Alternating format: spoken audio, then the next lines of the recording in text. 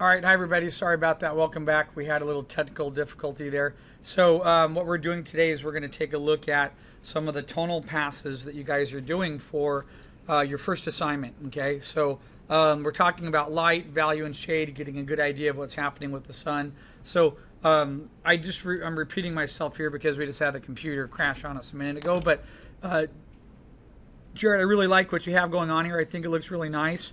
My only comment was, make sure that that direction of light that's coming through there is matching up completely. So if I come over there and if you have a shadow casting that way, your building's going to be casting also that. You look like you're pretty spot on about right there, matching up. But just be careful, your boat, if I come down and match that angle, should be going about that direction. You see that? Versus your boat, if I zoom into it really quick, the boat sort of feels like it's casting that way from the back, okay? So just make sure that that's matching. You can also come in here, if light's coming down at such an angle, so here I can almost figure out, see if I come to this building right here and draw a line from there, and if you're telling me the shadow ends right there, that's giving me the direction in which light is coming.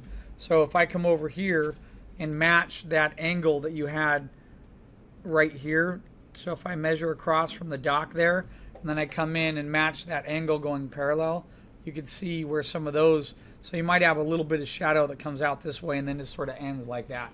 Okay, that's it, really minute differences. All the rest of this looks great, but then I noticed your shadows here on your pillars are going this way. So your shadows are also going to match the direction of your light. So a lot of these shadows will be going back sort of in this direction. They're going to be staying parallel to that line right there. Okay, so that's it. That's a really quick fix for you. Overall though, I really like this piece. This is a good example of when you have a piece that's starting to look very heavy in a drawing standpoint, and then you get to this level where you get some tone and light in, and it completely changes the piece, because now all this area back here that was getting really heavy and very busy in the drawing sort of gets locked into a tone, and then you're able to see nice contrast. You're really keeping our eye focused in the important areas and the important, hold on, let me get another layer here. Let me bring this window up here real quick. So part of the important areas inside your piece right now is this whole little area right in here. Okay, and I think you know that. That's where your most contrast is, the most amount of detail. And so this, in the drawing, was more important because it was so much more silhouetted shape. But this is the purpose of why we do this and why artists are trained this way, is you have to get a good understanding of really how tone is working and light is working, because it's going to change part of your composition and the flow of things that are happening inside your work. Okay, and that right there is worth its weight in gold. Okay, so excellent work. I don't really think I have any real comments. One of the things I noticed is make sure your roof over here has thickness to it. It felt for a minute like it was paper thin, like super thin. Just make sure it has a little bit of thickness so it feels tangible. Watch these shadows, because if I come over here and I map my line over, I'll be having shadows coming in that direction. Hold on a second. I'll be having shadows matching up to that, going in that direction, right? The shadow from this guy will be casting sort of right here behind there, and so on. Same with some of these guys. That'll be coming out like this. Okay, so that's all you got to do. You got a couple light adjustments on shadows, and even technically, here would be a good example of where you're going to have to draw through part of the shape, is that if you come over here and you find the end to that bridge. So if I come back to your vanishing point right now and I draw through here and I find that that's about the end shape of that bridge, because if I come up here and look, going back to your vanishing point, that's the inside, right? You see that? So because of that, if I take this line that's going across here, and then what's really cool is, check this out, you can have light coming over here, bouncing down, and then when it goes here, you could have light like bouncing over, and then it goes into that direction and fades off. Okay, but then look over here, if I mimic that angle, you're going to have light coming in there at that angle as well. Do you see that? So this will be part in shadow right here, and this will be light coming in, and then even if that casts and goes this direction and hits that wall, it's then going to go up. So you'll have light actually hitting this wall, and then this will be a lighter gradient of water. This will be darker in here, and then that'll be lighter. Okay, so that's something else I would probably throw in there. Other than that, I think it looks fantastic. Okay, it's beautiful. It's a great piece. The draftsmanship is nice. There's a lot of detail in it that carries your eye around, and it's working pretty solid. Okay, excellent job, sir. Okay, all right. Next, let's see who pops up here. Tim.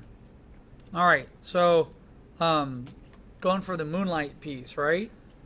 Okay. I think one thing that's going to happen to you on this piece, Tim, is that you're going to have the ability to start turning off the line layer. Okay, so I had you guys send me your images as JPEGs so I can do a crit on them, right? However, though, I want to make this one little comment when you guys are working, right?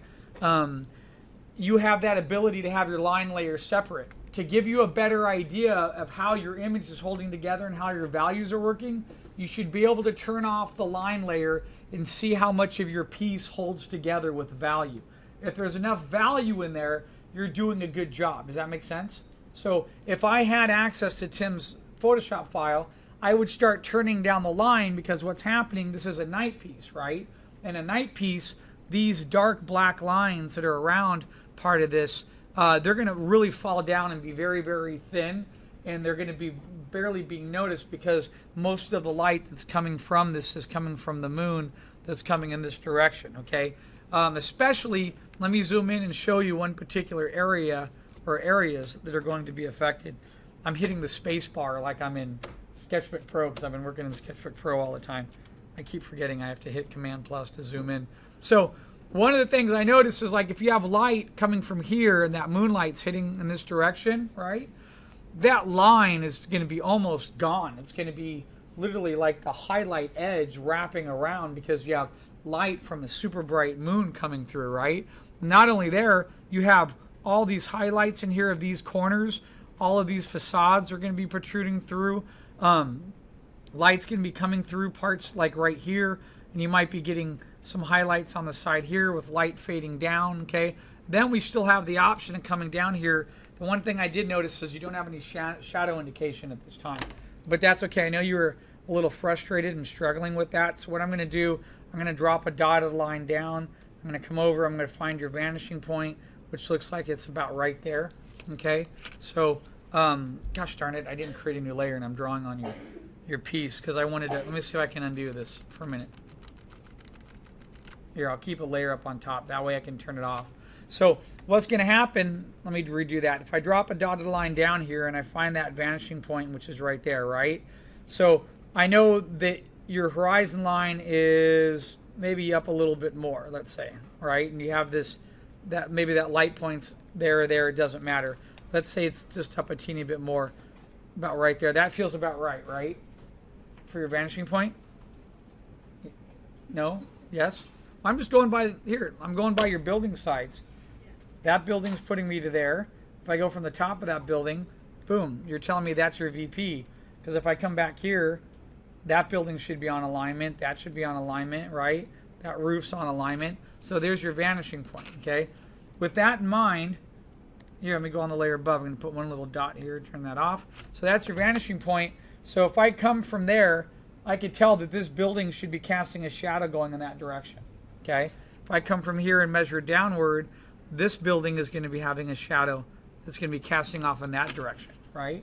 Because that's my light source. It's above my ground plane.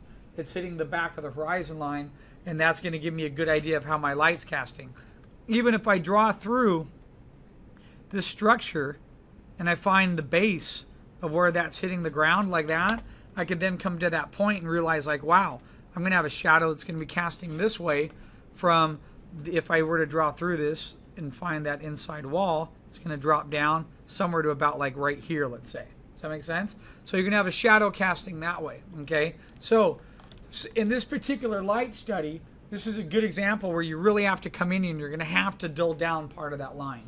The line is way too strong, and it's going to start to flatten part of the piece. And part of that is for the study you picked.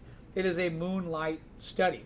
And when you have a moonlight study, you have much darker set of values within the moonlight. It's actually the sunlight reflecting off the moon now coming into the environment. Okay, so that's something you're going to have to address. So I think, and then here's the other thing you have to address is a paint by number approach, which is here's number one. That's the moonlight, right? So if I come over here, a highlight with that moonlight right here is going to be like a number 2. A highlight over here, well, that's in shadow. A highlight right about here might be a number 3. Okay, this might be about number 3. This might be about a number 5. Okay, this is going to be like a number 7. Does that make sense? Because what I'm doing in this is I'm calculating the depth coming back from here. So anything in this range going across is a 7.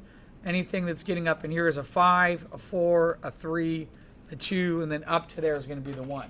So that's going to be a brightness factor, because in this particular case, your moonlight is really the only main light source. Okay? So when you get into this and you start to render a little bit, you're going to have to think about and make sure you have these highlights working for you. Okay? So even over here, if you look at that, you got to ask yourself, well, what's that going to be? Well, it's technically on the side of this building, and this building would be casting a shadow sort of this direction, so this brightness here will be about the same brightness as that, if they were the same material. Okay? But it'll be fine if they are. So you got to go in there, and the more, remember, what's the golden rule I'm telling all of you right now?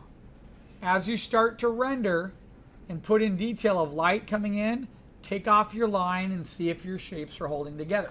If your values are doing well and they are working, you'll be able to start subtracting your line opacity down to 60, 70, 50, 40, 30%. Okay?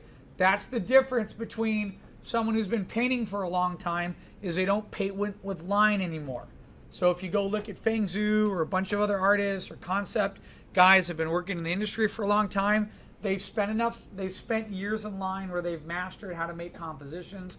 Now they start painting directly in full scale tone. Okay, and that's the difference. But before to jump to that level, you have to have a good understanding of how line and value works inside a scene. That's what we're doing in this class. Okay? All right. Any questions, Tim? Okay, thank you. All right, next. All right. Shelly. I think I'm going to pull my brushes out of here so I can see a little bit better. Maybe I'll drop them over here. Not like that. It's not what I wanted. I'm trying to get him to go over. Just can him.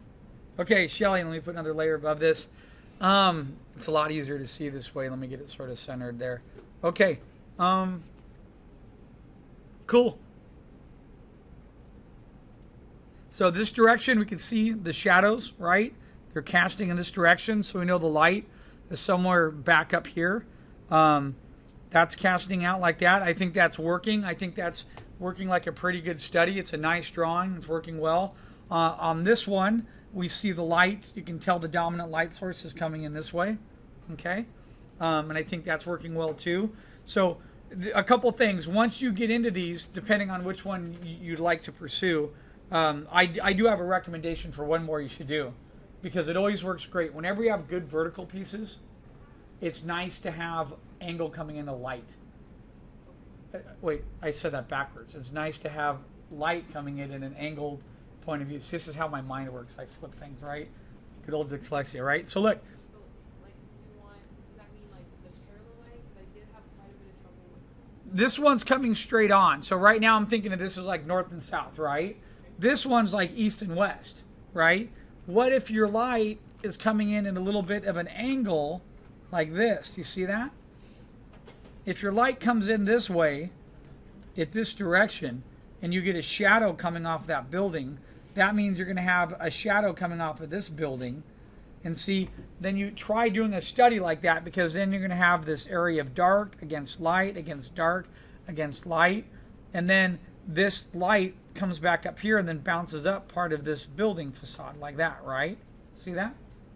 And it makes the design a little bit more interesting, because whenever you pitch light at an angle and you start getting shadows that are coming in at a particular angle, it makes things a little bit more just a little bit more interesting, a little bit more fun, a little bit more developed, right? Because some students have a tendency to light everything like this. They either go north and south or they go east and west, which is okay. But remember, you have these other directions in which light could be moving. And the great thing about that is that tends to give you a feeling of the light transferring in more of a three-dimensional form if it's coming at a different angle. Okay? I would do a study like that. Then, when your studies are done, pick the one that you like, and then you really got to get in there. I mean, for example, if I were to go back to this study, and if your light's casting going across like that, it's going to be pretty dark in here, and then it's going to gradate out because as light's coming in here, what's going to happen? The light's going to hit these buildings, and then it's going to bounce back down into the ground there. So you're going to have bounce light coming back in there, so it'll be darker here, and as that gradient recedes itself out, it's going to start to lighten up, you know, intentionally. Another thing too is you have this building right here in front of us, right? This is going to be darker, and then it's going to gradate going to lighter because things closer to us in the rules of atmospheric perspective are darker. As things recede away, they get lighter. Does that make sense? Okay. Other than that, I think they look great. It's a nicely drawn piece. It's good buildings. And just looking at the two already with what you have, there's such a difference in the way lighting's working. Okay? All right. Cool. Good work. All right, next. Whose is this? Anyone? D. Okay. So right now when I'm looking at this D, it feels very low in the values, right? I know you took a picture of your image and you're using markers, but you need to find a way to punch up. I don't have a real feel yet. I have a little bit of an indication. Okay, I understand that right there, that's part of your shadow, right? So I know where light's coming from, but then if light's coming down and casting that shadow, all this would be in shadow as well, right? Because the light arrow would be coming sort of in this direction towards us. So part of that building would be in shadow. You have like a little bit of a highlight here. That wouldn't be correct. That wouldn't be working, okay? Light wouldn't be piercing through there. You have to draw through the shape. You have this whole building that's right here, right? So that building, if light's coming down in an angle, if I match this angle of what's happening here, that building's going to be casting in this direction. I have to even figure out maybe it's casting from there. So I'm going to have an effect like this where that whole building's going to cast down and over, right? But then you have another building adjoining to it. So that light from there is also going to be casting at an angle coming pretty much all the way across here like this. All this should be shadow right in there. Okay? Now, because of that, it might be in your best interest to consider, by doing that, you get these long shadows here, right? Right. So that dulls the piece a little bit. So it might be better interest for you to consider what happens if your light is coming at a little bit of an angle, if my light arrow is coming down in this direction. Okay? So now with your light coming in this direction, right? Let's say from up above here, it's coming down like this. That's going to cast more like that. And then you have this shadow casting this way into that building. You then have light sort of, let me get my ruler. You're going to have light that's going to match up at that angle. Like that, coming through here. And then you can come over here. Look, you're going to have the edge of that building coming this way. Part of that's going to go up and wrap up here. Okay, that'll be shadow. And then when we get over here, that will be some shadow that's being casted. So now, and you could even cheat this. This could be dark because it's foreground, right? And here's the thing is we don't know what's in front of these stairs, right? We can't see it, but we could use that to advantage where we could cheat it. I could come in here and do this. I can pretend there's a light source that's hitting the water, coming down, and then comes up the stairs, casts over this way like this. See that? I could say that there's a shadow that's going in that direction. As long as the direction of this light is adhering to the rest of the light going in the right direction, right? Because the sun is so far out of our picture plane, that light's going parallel. See that? Okay? So I could do a study like that now where this is dark, that's light, that's dark, that's light, that's dark. Okay? And now I have a totally different study. So the position of where you're putting the light and how you're turning it is going to have a drastic effect upon your composition. And so I would highly recommend to go in and do a couple more. The thing to me when I look at this one right here is that I don't feel that these are accurate right here to what's happening because you have light.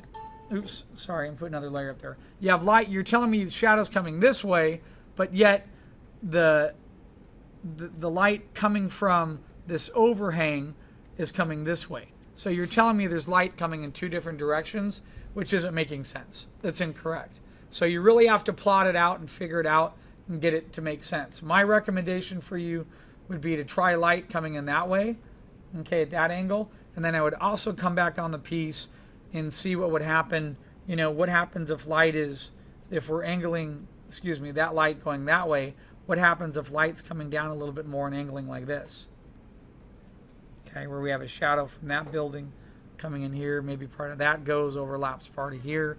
You have a couple other options to do, okay?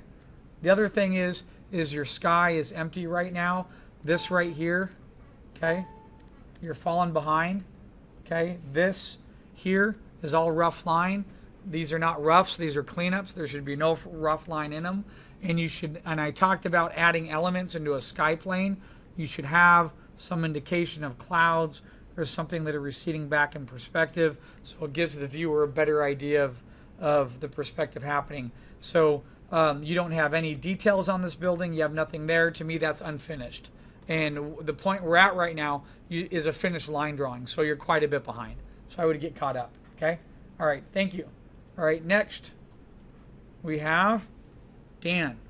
Okay, Dan. Very cool.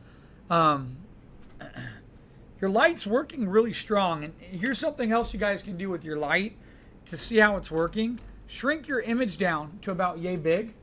Okay? When your image is smaller, you can also walk away from it.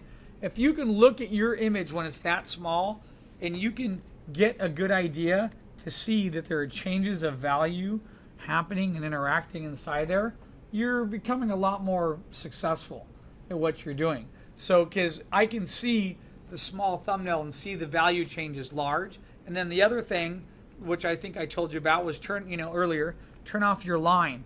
Now, and these feel like, when I look at it, the first thing my eye sees is I see this sort of light coming down at this angle with shadows, which is telling me the sun is somewhere like right up here, which means it's a bright time of day.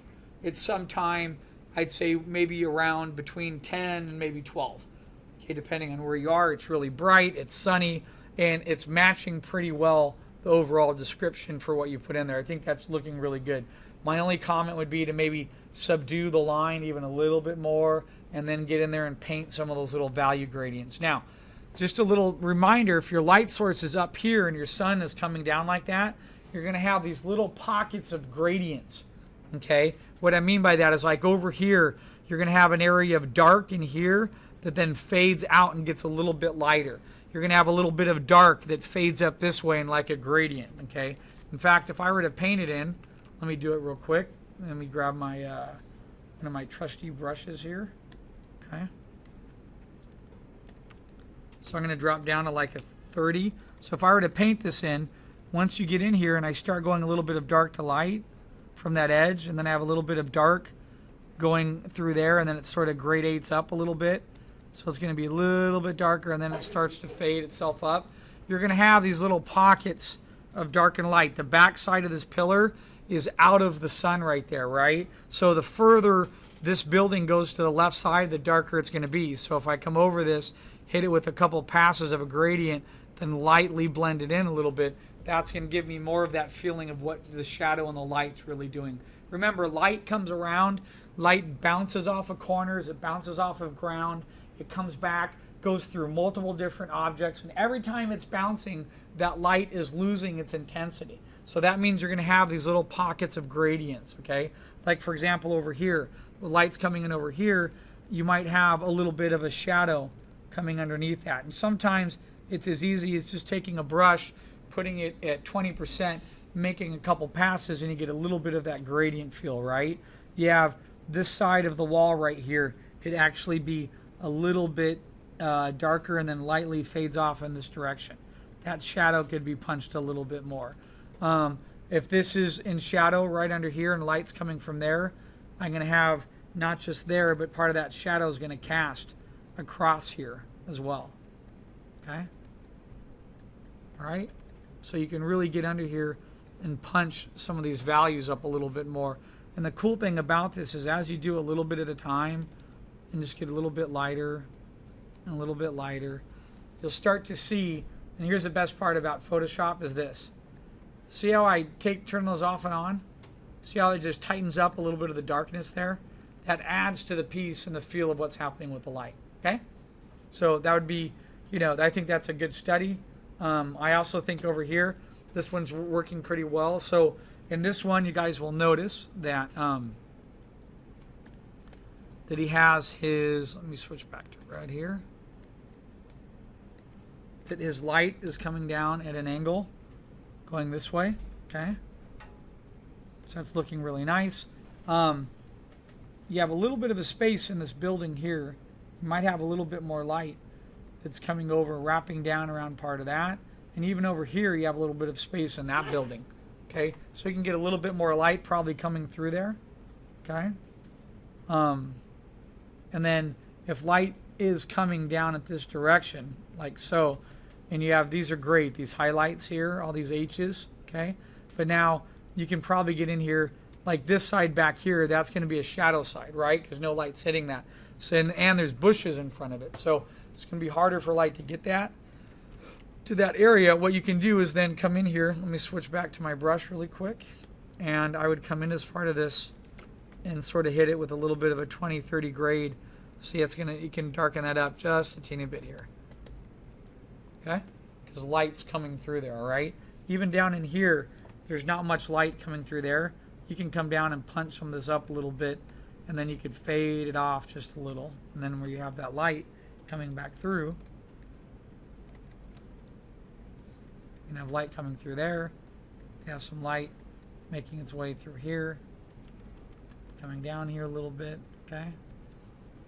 All right, and then same thing, just get in there.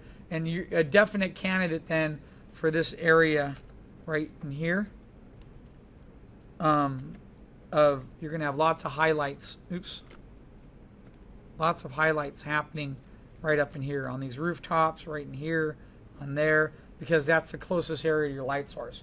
Because of that, you can start to dull down some of that line and get that really to read in there, okay? But that's also a nice study too.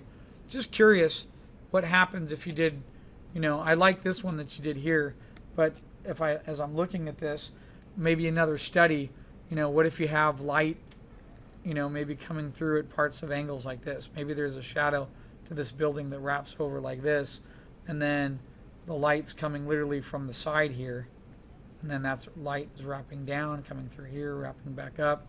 Then you have maybe this is shadow here. So I'm trying to see what happens if we throw light coming in at another angle like that. That might be another study to try. Okay, it's very nice work. You're doing a great job with it. Okay, keep up the good work. All right, any questions? Okay, good. Good work. All right, Rachel.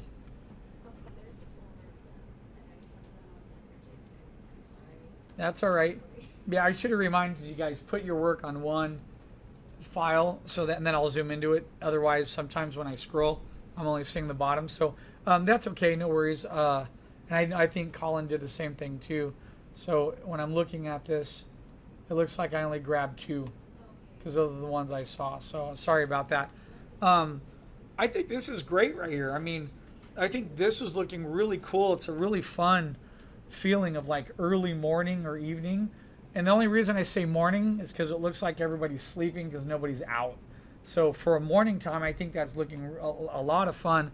The only comment that I would give on this would be go back and take your brush, and you're going to be able to get in here and get some really cool looking highlights coming from that sun hitting underneath these clouds, right? So these clouds are going to light up very nicely because they're closer to that light source, right? So if the light's coming like in here from above the ground, you're going to be able to get in there and really get some nice little highs popping in some of these areas. That gives the feeling that the light's coming through and hitting from there, and then it's spreading itself out. Then you're getting little highlights up in here, and you're going to have little highlights up in here, highlights in here. Then your highlights are going to start to fade as they work their way out. So since your light's about here, as the light progresses this way, your highlights will fade out more, okay? And I know you understand that principle. But yeah, that's the only comment I would make, would be getting the light coming up under those clouds. And if you look at the morning time, that's what it does. It gets the clouds to really pop. In fact, I would use that as an advantage here. And then the other thing too, after you get that in, why not just come in here and then punch up a little bit of the shadows? You know, you can get some nice gradients where if this is in shadow right here, you're getting a little bit of a dark fading off into a gradient, and the same thing in here. This could be just a little bit richer, and then as that gradient comes through, it really starts to fade off nicely. Okay? Because look at that. One, just me punching that up a little bit more and then sort of getting up here, lightly blending it back in. That gets that, and that's closer to me, so it's going to be darker. Then with those white highlights, see part of that difference there? It really gets that area to pop in there. Okay? But it looks very nice. It's a great piece. It'll be fun. I like this too. Because the thing that interests me about side lighting from a day is you have all these fascinating details on the side of the building. So with that in mind, it's in your best interest to try to have shadows and light hitting and overlapping all those. And this is what I mean, guys, right? If you have the perspective class with me, we talk about what light does, how it casts over objects. So light is going to come down over here, and light's going to be going over and wrapping around things, coming up like this, going down. You see that? It's going to be hitting. That light's going to drop back down into here, come back down. And she's getting that nailed down very nicely. And light casts and wraps over. Remember, light is like taking a piece of yarn and dropping it over something. So you have to see the contours of a particular shape or building, and that gives you a much better idea of how things are working. All right. Did have a little bit of an idea. I don't have the other two studies here. Did you try lighting this with light coming like this? No, I did some coming from the left, and then I did a night. Okay. The only reason I'm thinking about that is that you might, because I remember this piece with the characters in it, right? So these buildings might come here and they might cast shadows like so if your light's coming in an angle like this, right? This might actually be in here. The reason why that's of interest to me is that, and then you get these darks against lights and darks against lights, which are going to help you stage and pop your characters out in the front of it. Does that make sense? Because part of your, so the environment looks great, but I know you're a character-driven artist, which is great. So once you get your characters in there, your goal is really to get the characters to become alive, because part of what a background design or a layout is in the world of animation, it's part of a scene. Well, there's numerous options. One is that it tells a story and sets the area in the historical period, but it's also that it's the supporting detail, and it's part of the ramp and the area for where the animation is going to take place. So the fact that it's supporting detail and you have those characters there by creating darks against light. So you have a dark here where this would be all shadow from a building. You have a pocket of light here. You know, maybe you could cheat. Maybe this building actually goes and comes here. So this is all dark. That's shadow. This is shadow. Then this is light. That's light. You know what I mean? And you get these little elements that, you know, sometimes we do that. I do that all the time where I do a drawing and then I decide to come in and put a tree in here in the foreground, because then the tree is going to cast and put a shadow here that'll get more contrast between my characters and what's happening. There's nothing wrong with changing up your drawing that way once you know what's happening. And by the way, in animation, we had a term for this. We called this workbooking. And workbooking was a step beyond. It was like doing really developed storyboards. So there was the storyboards done by the artist, and then you had the storyboard guys, right? And then you had a layout that was done, right? Workbooking was coming in and looking at the boards, and then you had the environment done, so then you would set up exactly what the camera was seeing, and then they were indicating the light and the position of the characters, because then they were rendering out the scene, showing the camera mechanics, and then they were setting up and staging the light to best adhere to and represent to the characters inside the location. Does that make sense? Now we do that. We do it in the game industry. We do it in animation industry, and we do it in television commercials and in movies, but we do it with what's called previs. But it's the same thing in Maya. We set up a light source, we move a camera around to give an idea of what's happening with the light in the scene that best tells the story and gets it to comprehend to what the importance of the story is. Okay, so I know in this you don't really have an importance of the story, but you have characters, and once you get those characters in there, you're going to want to have your characters in the piece. And then once you light it, I would then go back in. See, this is why I wanted you to do the drawing separate, then put the characters in, so you don't change buildings around the characters, because you want the buildings to support the characters, and then the shadows from the buildings will help them pop. Okay? All right, good work. Nicely done. And I apologize, I didn't grab the other two. Oh, no, it's okay. I sent them like 2 emails. Oh, did you? Yeah. I was just this morning going through it like 5 and just grabbing stuff really quick. I apologize for that. Next time I'll look to make sure I grab all of them, okay? I also sent you another one. Did you? Okay. What I'll do is maybe I'll work on this a little more, and I'll take a break, and then I'll go grab, because I know Colin sent one too. And then if anyone else did, I'll go check my files and I'll go grab them. Because what happened is when I pull it up, my mailbox window is like 4 inches big, so I didn't scroll down. I just grab and drag, and I should have told you guys to put them all on one, like 11 by 17 vertical sheet. So anyway, all right, next, Colin, let's talk about this. So basically, Colin, here, I don't really have a sense of light right now. I know you're indicating that light should be coming from here, right? I see that as indication of like sun, right? Okay, however, though, if sun is coming from here, if that's going to be your light source, you're going to have light side, dark side. And you don't have that right now. You have this value here is the same value as what's right there. So that's not sort of matching sense to how light would happen. So even here, these buildings are super close. This is actually lighter than that surface is. Okay, so you have to remember, go back to the principles of thinking of light in basic drawing. If you have light coming in this way, you're going to have shadows that are going to happening. So you're going to have a shadow from this building casting out. All this right here is going to be in shadow of that building. Okay, so and you're going to have to apply that. You're not going to have, right now you basically have line drawing with like light tone underneath it. There's not enough indicating light. Yes, sir. I have actually been drawing shadows over that while you were talking. Okay, well, I know, but I'm going over what you sent me last night, so that's what I have to adhere to, and that's why it was due last night. So anyway, so I'll pull up the other one that you have, and then I'll go back over it. But for right now, as far as the drawing goes, the drawing feels a lot better because I know you're battling perspective. You're getting a little bit of a tilt in here still, where, okay, look, I'm taking my ruler, that's straight, that's starting to tilt, okay? This is huge right there, look at that, that's tilting,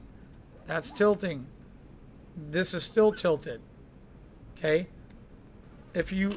One of the great things about Photoshop, and that's okay if you're creating a drawing and you have a lot of experience and you're trying to stylize it. Problem is that if I take shift in Photoshop and hold it down, I draw a straight line.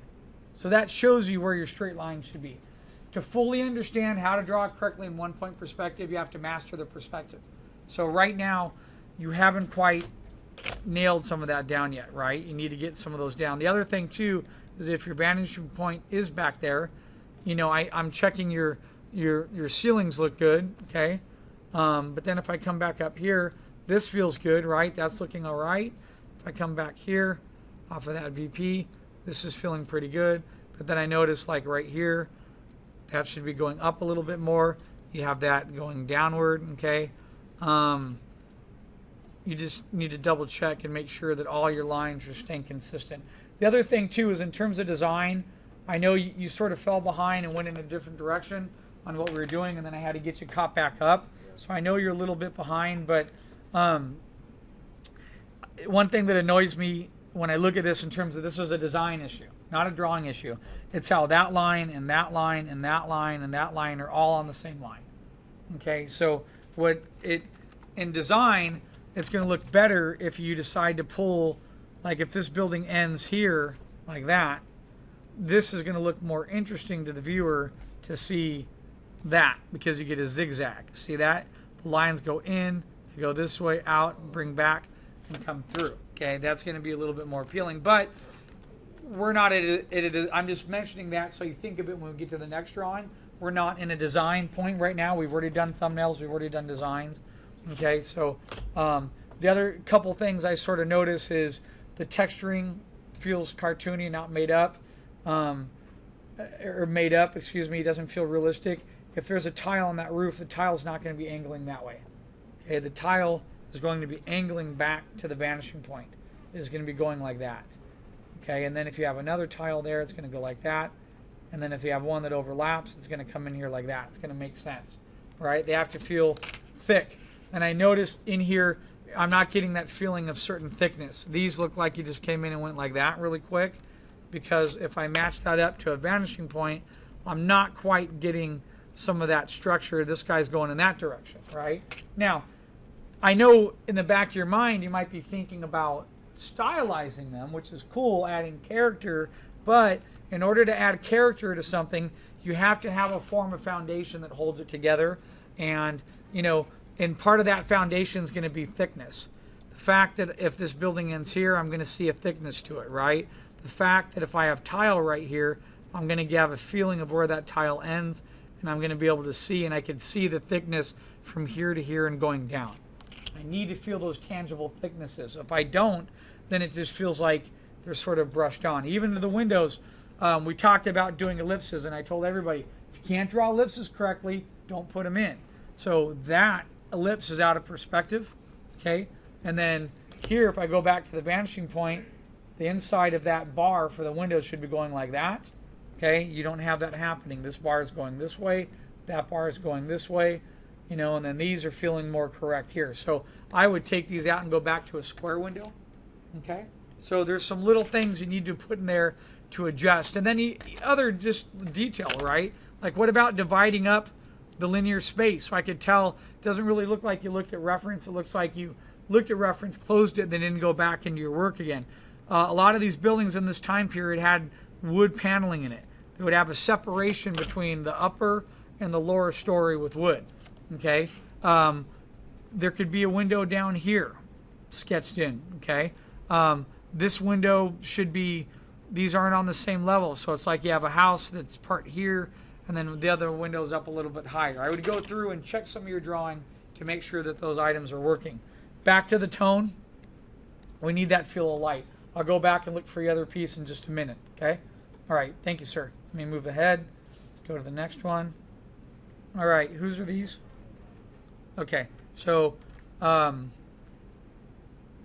my biggest problem with these that I already talked about in class, Mark, is that you need to have, right now, if I bring up my color picker, your sky, it's a light gray, but that's the same color as your ground very much. It's the same color as sort of, a lot of these are very similar in value, right? See that?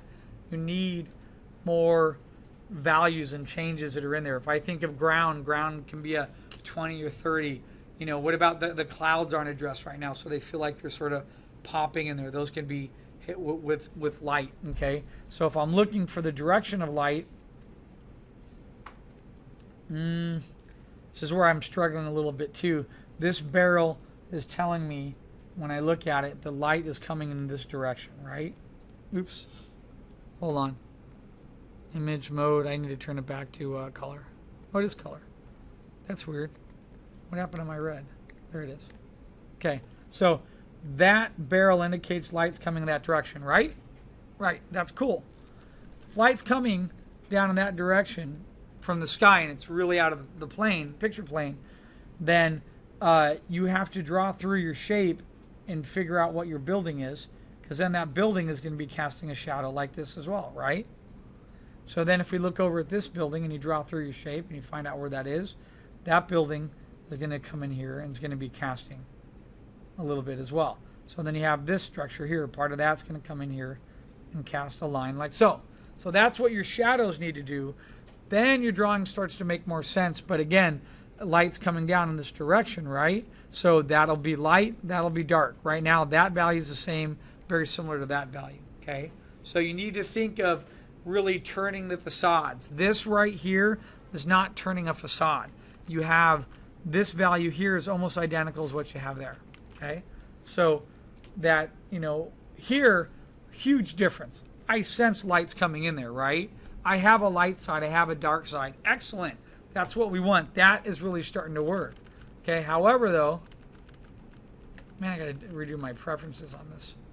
Since they reinstall the software on machines, they cancels out all our preferences. My undos are limited. So here, you have shadows casting. That's beautiful. This is great right here. But then what about the shadow from this? That'd be out here. What about, you know what I mean? You got to finish up the rest of the piece and get a little bit more time in there. So I think what I'm going to do is give part of Thursday as a work day, and then I'll also walk around and see if I can assist some of you guys. Okay? And then I'll also be here on Friday and have office hours if any of you guys have questions. But then, look, if light's coming in that direction here and I have light side, dark side, well, what happened here?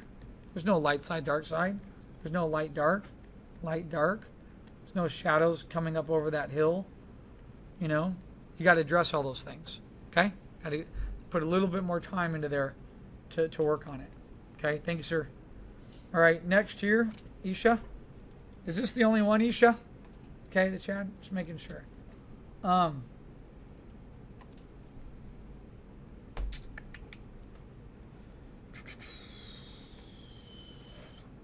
So, the best indication for light for me is that arch, right? Because I see the arch basically doing this. So that's telling me light is coming down in a direction behind this building where I'm having a light arrow that might look something similar to about here. So it's coming in behind this building because it's allowing this building's arch to cast through, if that makes sense. Actually, it's going to be turned a little bit to me. It's going to be more like this.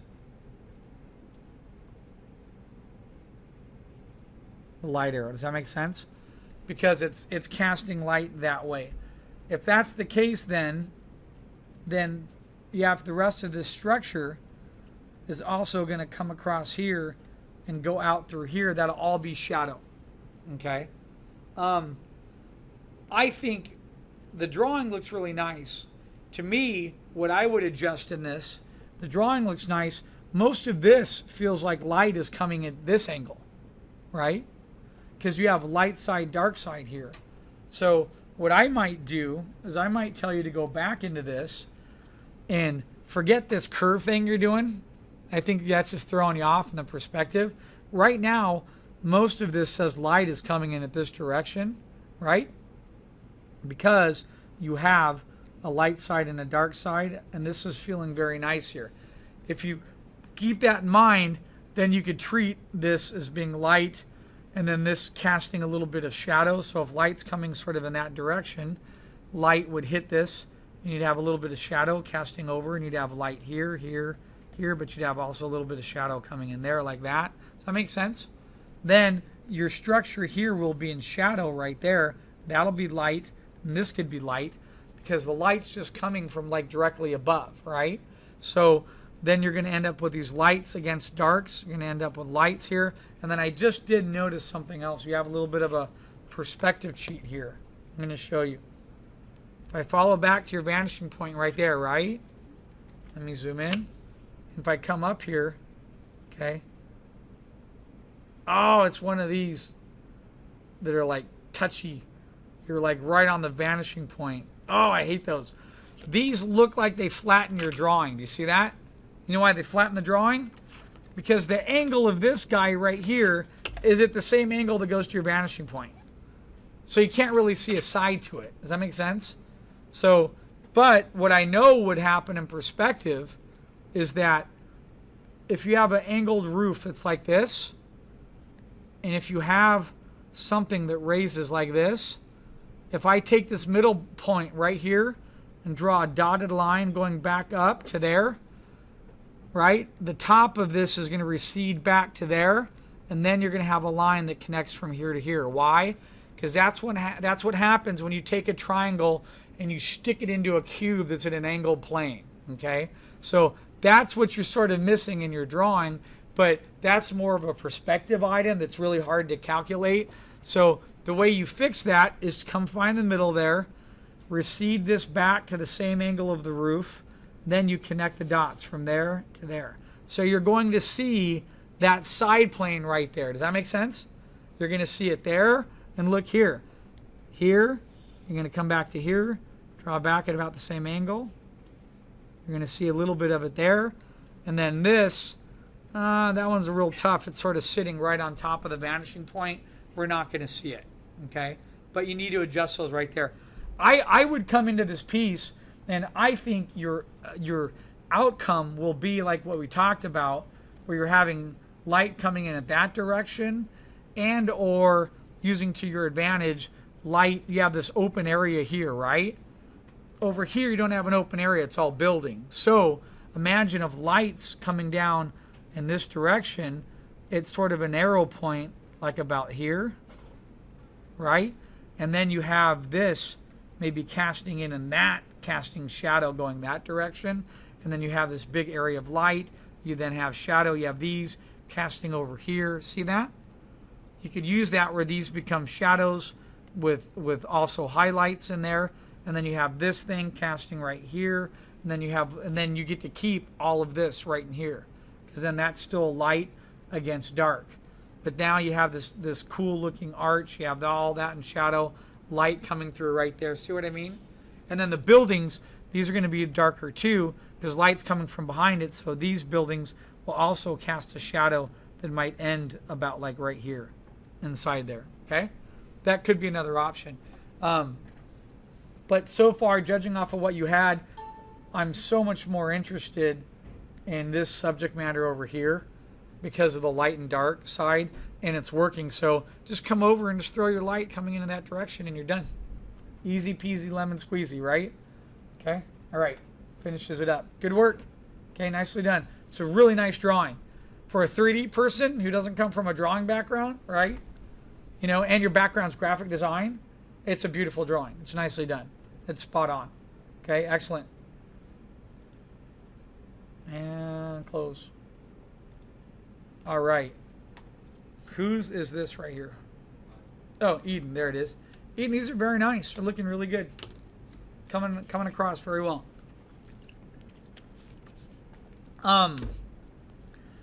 Is this piece... Now, before I say anything, you guys, you know what? Always forget. That's why you guys got to watch the demo, is that the monitors are always lighter or darker than my screen. So you might be seeing something, and this whole time I realize you might think I'm talking crazy, and I'm painting up here, and you guys are not seeing what I'm seeing on my monitor. That's the problem by having 3 monitors up here. I have the 2 big 60-inch TVs, and then I have this Cintiq. This Cintiq gives me the accurate color.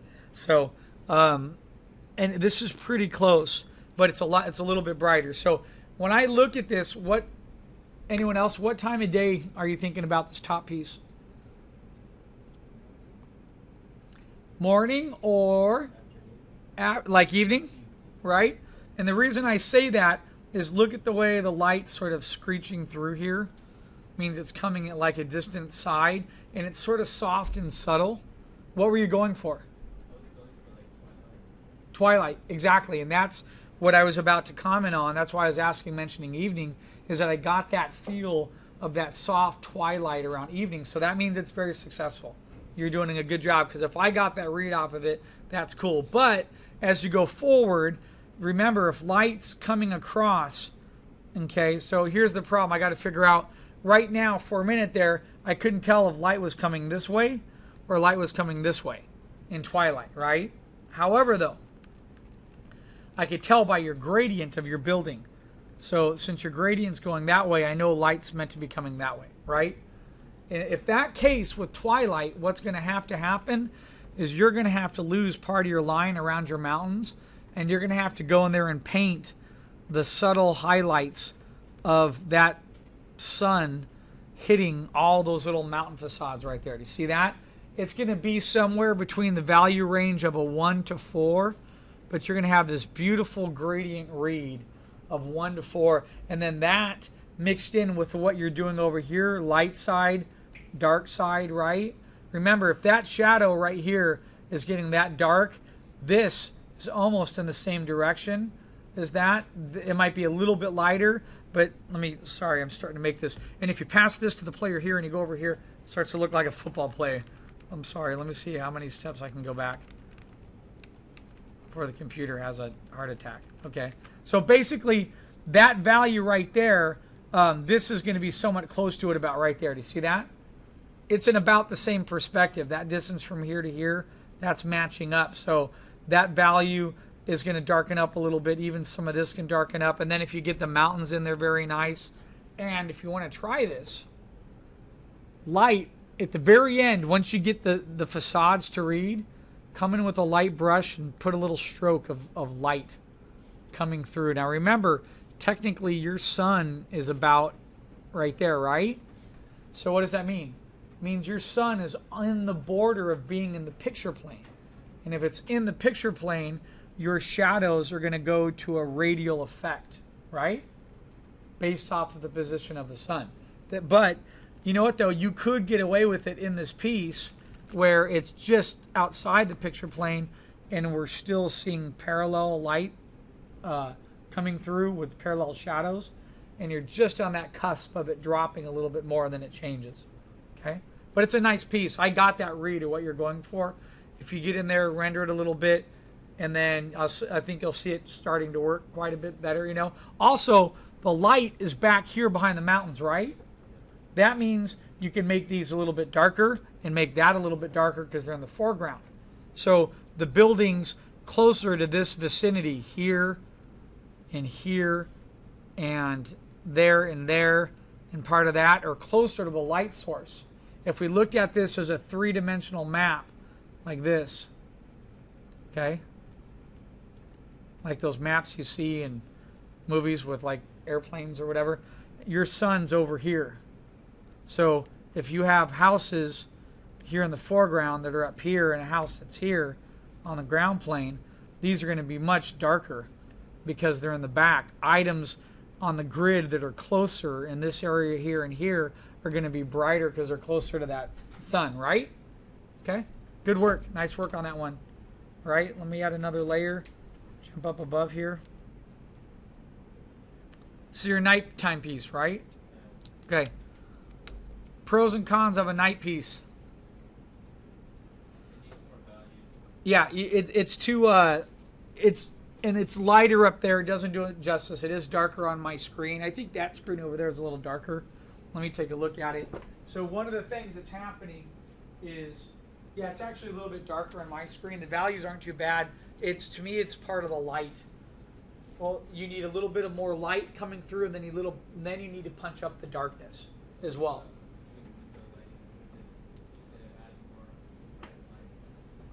Yeah. What was that again on the lighting? Window lighting. Window.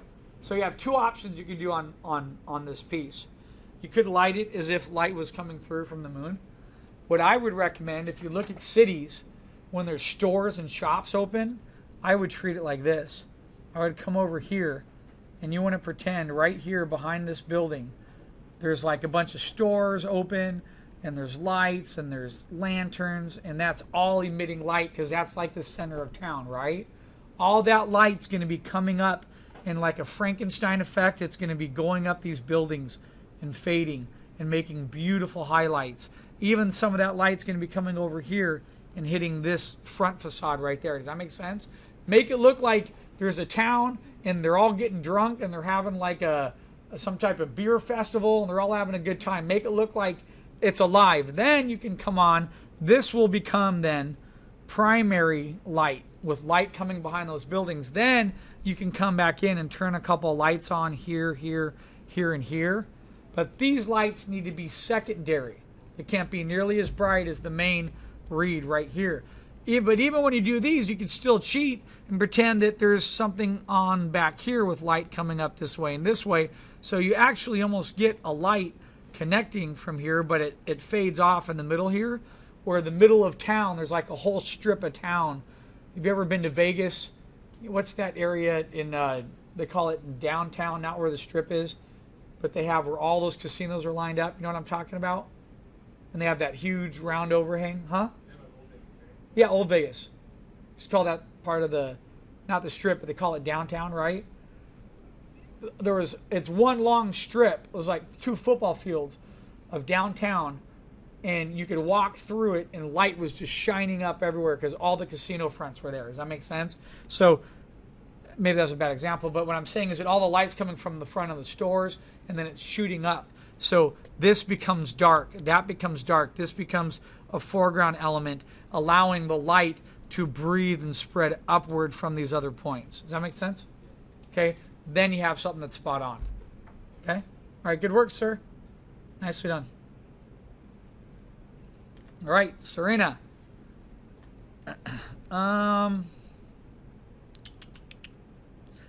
That light's pretty intense coming through there, right? I'm like, where'd she go? There she is. The light's looking pretty good. It's nice. It's intense. Do you see how that feels like early morning? That sort of blistering light coming through. However, though, those shadows are not matching that light, right? You would have some nice shadows coming through there, reaching in, spreading across in this direction. See that? You'd have shadows of that. You'd have more of a shadow there.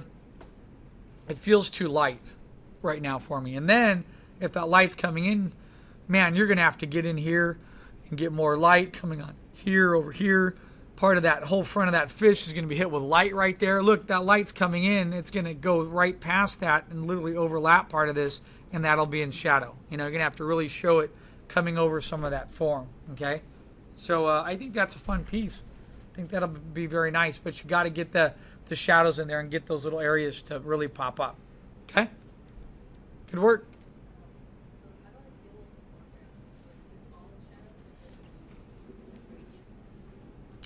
It's all in shadow, but you got to remember this. If we draw through right now, and if you bring this down to a ground line, right, like that, and if you look at this building, you're telling me that shadow's going like that. You see that?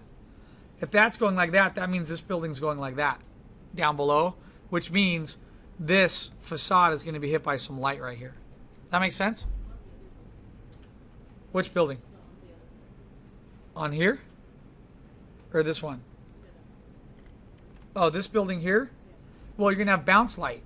You have light coming in at an angle that's going to hit and bounce backwards. So you're going to have, you know, like this beam might be a little bit lighter. Edges of this roof might be a little bit lighter and fade away then. Some of this wood, that light's going to come right back and bounce into that. These wood tips are going to be lighter. Why? Because all behind here is going to be shadow. You see that? That's going to be shadow. So the whole range of this foreground element will be somewhere between like a 6 to 9 in values.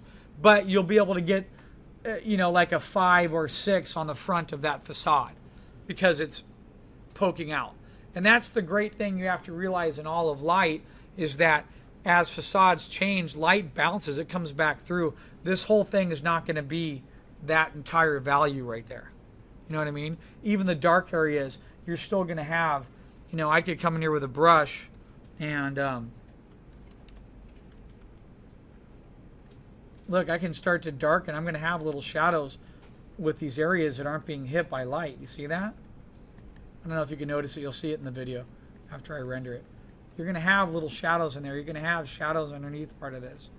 And then at the very end, you can come back with like a medium gray, and then you could say, okay, yeah, I have light that's reflecting upwards. It's hitting right here, and it's making that beam pop a little bit. Does that make sense? You see that? It's still a lot darker, okay, but now you see a gradient difference between the two. It's about separating facial planes. This is what we call the pushing and pulling of shapes. So I'm going to have a little bit of a highlight there, a little bit of a highlight here, here. See, that makes the building feel a little bit more realistic. That makes sense? Okay. That's all right. That's how you deal with it. You're still going to have gradient value changes, but the numbers are going to be higher. Like this is going to be, if I were to bring up, you know, this here, that's going to feel like a 6 or a 7. You see that? And then the shadow side is going to be like an 8 or a 9. That's it. It's not going to be nearly as bright as what you have here because that's exposed in the sun. Okay?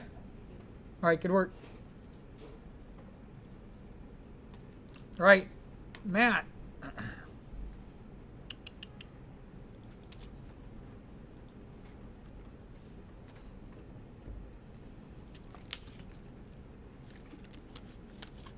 Light's feeling pretty good. I think you're going to be a candidate to really lower down that line, though, a little bit. Because one of the things that's happening in here, Matt, is the drawing's working pretty good. I'm still iffy. Remember we talked about that guy there? I still yanked that out. Here you have this old feeling city, right? And you still have some perspective issues. This looks like it's going into the side there, and that makes it feel more industrial. It doesn't quite match up to the environment. If you have a sign that's hanging here, and if your vanishing point's there, I'm going to see the side of that sign, depending on what the thickness is. If I can see this surface wrap like that, I'm going to be able to see the same thing happen in there. If this is a door, I'm going to see that inside lip right in there. Does that make sense? I mentioned that to you last time in the crit. So you need to add those elements in there because you're sort of selling yourself short by keeping those off of the drawing, okay? In terms of looking at the light, though,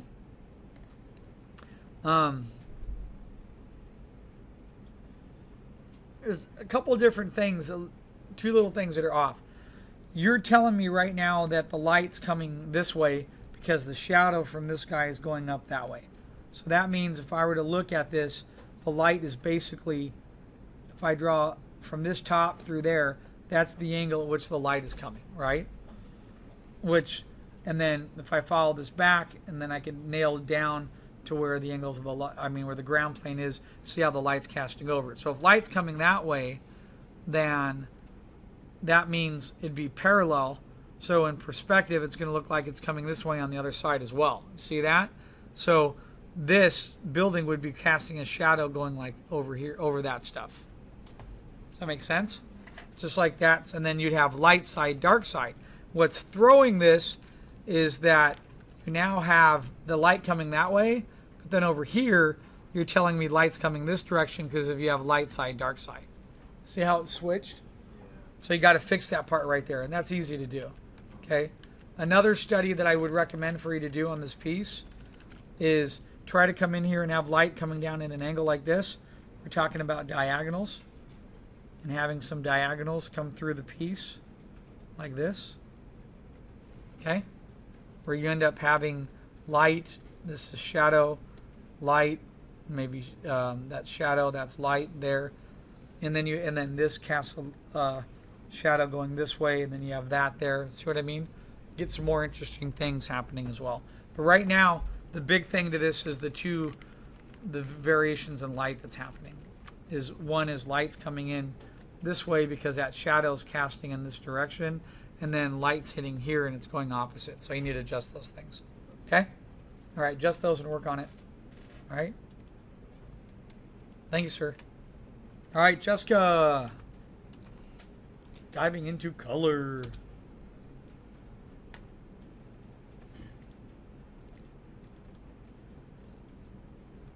Okay, hold on. I'm going to fill it. So here's part of my problem right now. The general color schemes you have are looking great. What am I doing? Hold on. Getting the wrong thing there. Where is it? There it is, saturation. Okay. So I'm going to look at it in terms of color, which I think is really fun, right? I like the color options that you're working with here.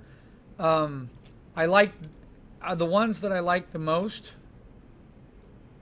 Probably, I think this is the strongest piece so far.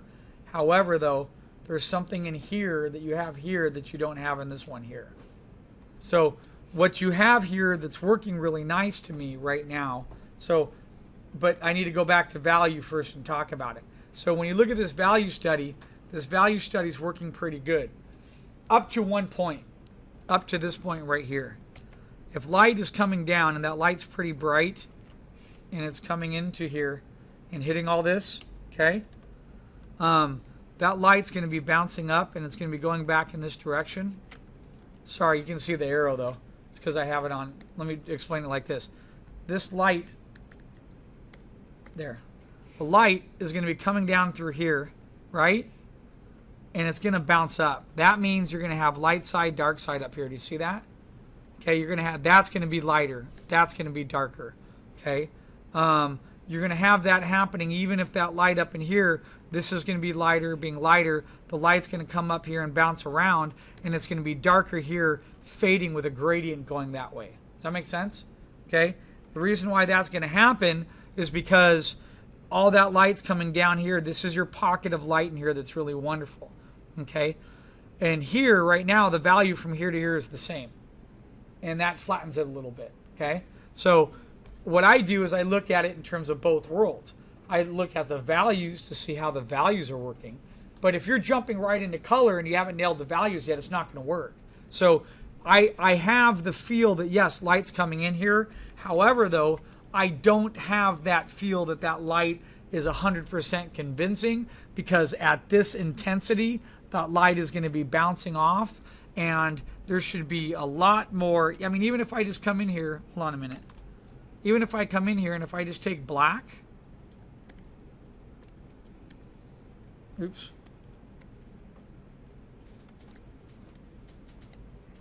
And if I start to just put a little bit of a gradient on there and bring it from dark to light, and I start to punch their values a little bit more, okay, then the light starts to make sense a little bit more. I start to see this light, but remember, I'm going to have that light bouncing up into part of your piece here, right?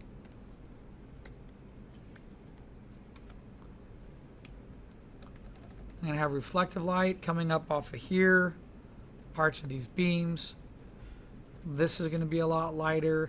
If that light's that bright there, you have, trying to look at that structure, one of these sides will be a little bit, if that's light against dark, you might have a little bit of a highlight more up on top here. Okay, you're going to have some light that's going to be peeking in through here a little bit, hitting underneath this a little bit. So you have all these little edges. You're going to have some light. If it's coming up here, it's going to be bouncing up under part of this. Okay.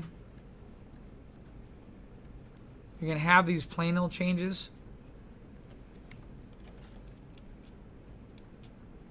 You're going to have some light coming up through here. You're going to have light bouncing back in there.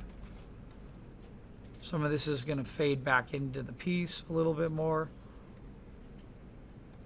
Okay.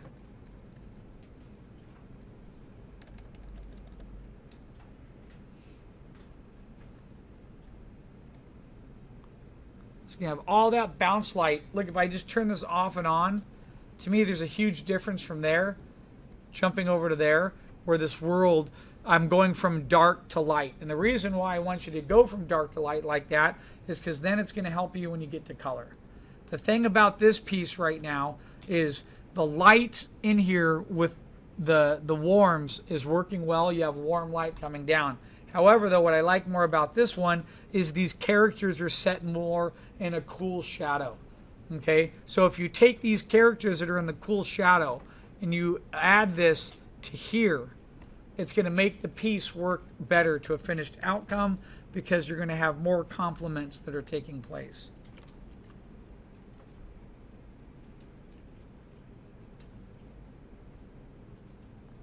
The other one you get a little bit more.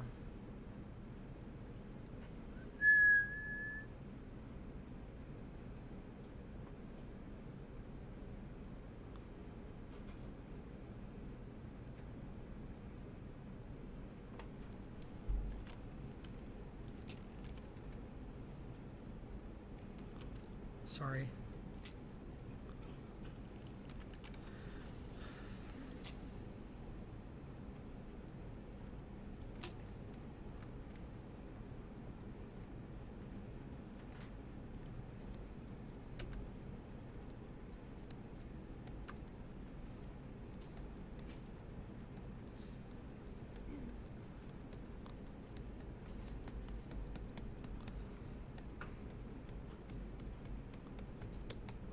There, do you see what I just did? I took your color that was here, which I felt, I like that cool, but then I like the light coming in through here. So now you're going to have this ability to get some cools in here, and then you have the warm light coming through here. Okay. Also, you can put some intensity to your light. Right now, your light's coming down and just coming in there as white highlights, right? You can decide if you have a warm light coming across, you can get some nice warm little highlights coming through there. Okay.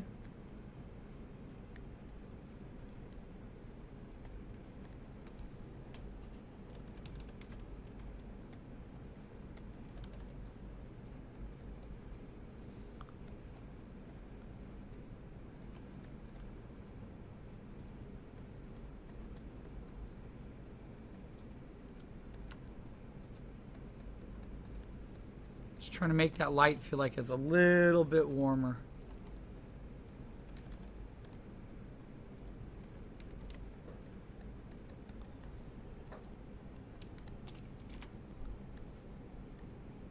See that difference a little like that? Okay, and I did that really fast. I just copied and pasted and threw it over. But to me, from a color standpoint, you're getting the cools against the warm. This area here is an area of warmth, and there's a transition happening between the two. But even if you look at the tone, to me, part of the values in here are going to start to work a little bit nicer. And see how much brighter it is like that? Okay, so by getting a little bit more coolness in the foreground, keeps them in a little bit more shadow, and then I feel like that's really working from a tone standpoint, and then it's working a little bit better from a color standpoint. There, you have all these warms in here, see that? But those are in shadows, so why not turn them into cools? Because they're in shadow, the shadows are going to be cool, and this right here is one of the biggest things that's flattening part of your piece, is this building's like all in warm, and then you have all this light hitting facades and surfaces here, but that light's not coming back into there at all, okay? All right, so that's what I would recommend on that guy. I would do that. And then if I come over here, I think this is really great right here, but you just need to take the spread and continue it. What do I mean by that? Oh, hold on, I actually forgot I had that piece in there too. Let me back up there. I put the little light haze. Let me combine all together so we look at the before and after. See there? And then having a little bit more of that light come through that cavern, the bounce light, right? And then where I put is white, imagine that making the transition. It wouldn't be white. I was doing it as a tone, but it would be more of that yellow to orange transition, right? Light goes on a spectrum and it travels. So as it's going through part of your city, it's traveling where white is at its brightest, and then it's going to go through yellow. The yellow is going to fade into a yellow orange. That orange then goes into like an orange into an orange red, okay? So you can use that. Now, you'll notice that more in the morning or evenings, which relates to the next piece that you have, okay? For this being direct day, you could still get some of those yellows in here. So, hold on. If I come back for a minute and I take off those highlights, and if I were to go to color balance, and if I could make them a little bit more yellow, so I'm going to select highlights there, and I'm going to punch them up a little bit more yellow, see if that does it and gives me that feel that I have a little bit more light coming through part of that tunnel, and I go back and check it in the tone then. I like that much better than that. It's just not enough contrast and adjustments happening, and I like that feel better. Here, this is beautiful in here. You have great contrast in there between, you have the yellow and the orange and the reds happening. It feels like it's early morning or evening, but again, everything stops right there at that building, right? There's no way you're going to have that light is going to be coming in, okay? That light's going to be, if that light is streaking up into here, it's going to be coming up into this surface. It's going to be coming up into here. We're going to see that light coming all inside here, coming down there, and then it's going to fade. You're going to have a gradient fade of that light coming through and getting much lighter down to a 2, a 3 to a 1 as it goes from here and blends into there. Right now, you have no gradient control on any of that right there. Okay? But here, right, you have beautiful light against there. You need that light to come in. I would do what you did here with the ground, but I would do it with the light. I would show, right now it looks like that light's coming in a direction like this from about here, let's say, or a sun that's about here. So I would come in here and have that light shooting across in here. I'd have that light coming in, hitting part of that surface. I'd have it hitting up part of here. Does that make sense? That's what I would do. I would light both those two, because here you have a bright day that looks like 11 to 12, okay? Here you have a evening, an evening sort of feel, okay? I'm just curious what would happen if you lit one of these with light coming behind the guys.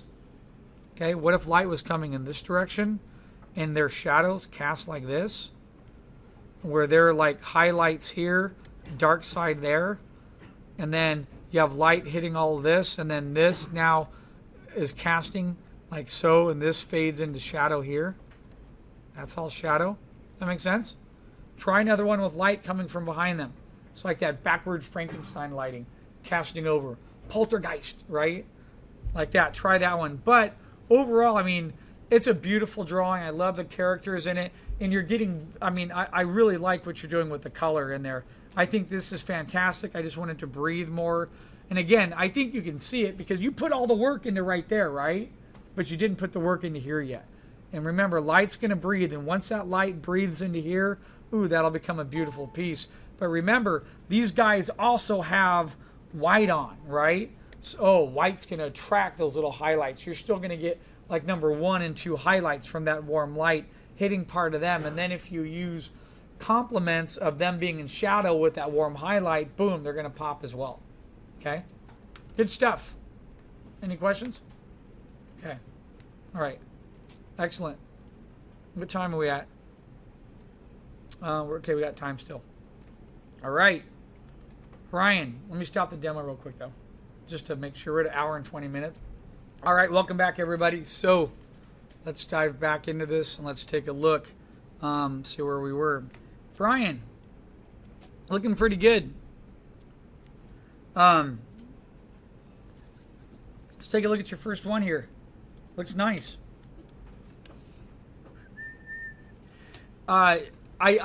What I have to say is going to be like actually pretty minimal, because once you render out a little bit more and you get some white on these as tone, is the highlights coming in, you'll really start it seeing to pop. But look, you have light that's coming at an angle like so, right? You have shadow casting over. Once you get some nice little highlights in here, it allow you, as light's coming down in that direction too, that building's going to be darker right there, right? That building's going to be in shadow. That building's going to be casting shadow. This all right here will be like casting shadow. See that? Right? So we got to get that side in. And then once you come over here and you start getting some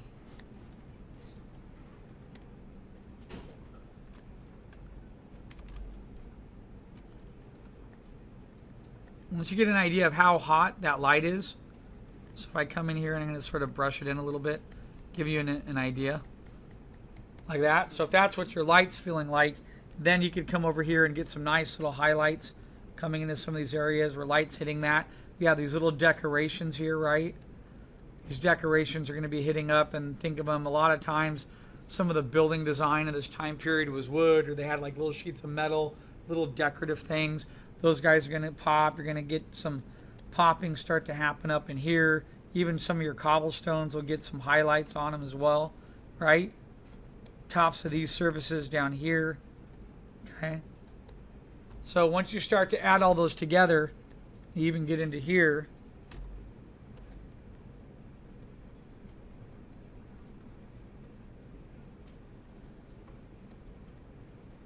Okay.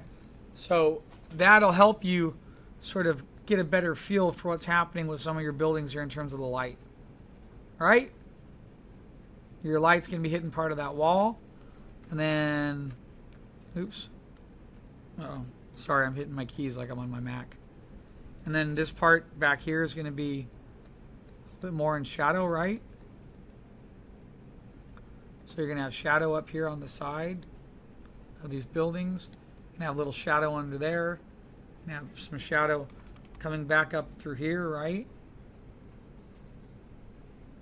And then remember the gradients. You know, if light's coming down here, it's going to, you have little pockets of darks. You're going to have little pockets here casting off that are going to be getting dark and then fading away. Does that make sense?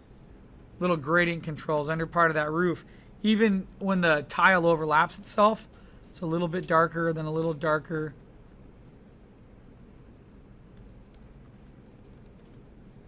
And once you start even down here, the values, some of this will be a little bit darker under part of the shadows here. You have some gradient control in there. Transitions from dark to light. Part of that building might be casting off. Once you start to get that, it'll really start to come together, okay? You just need to get the other side. Right now, everything is sort of in this piece.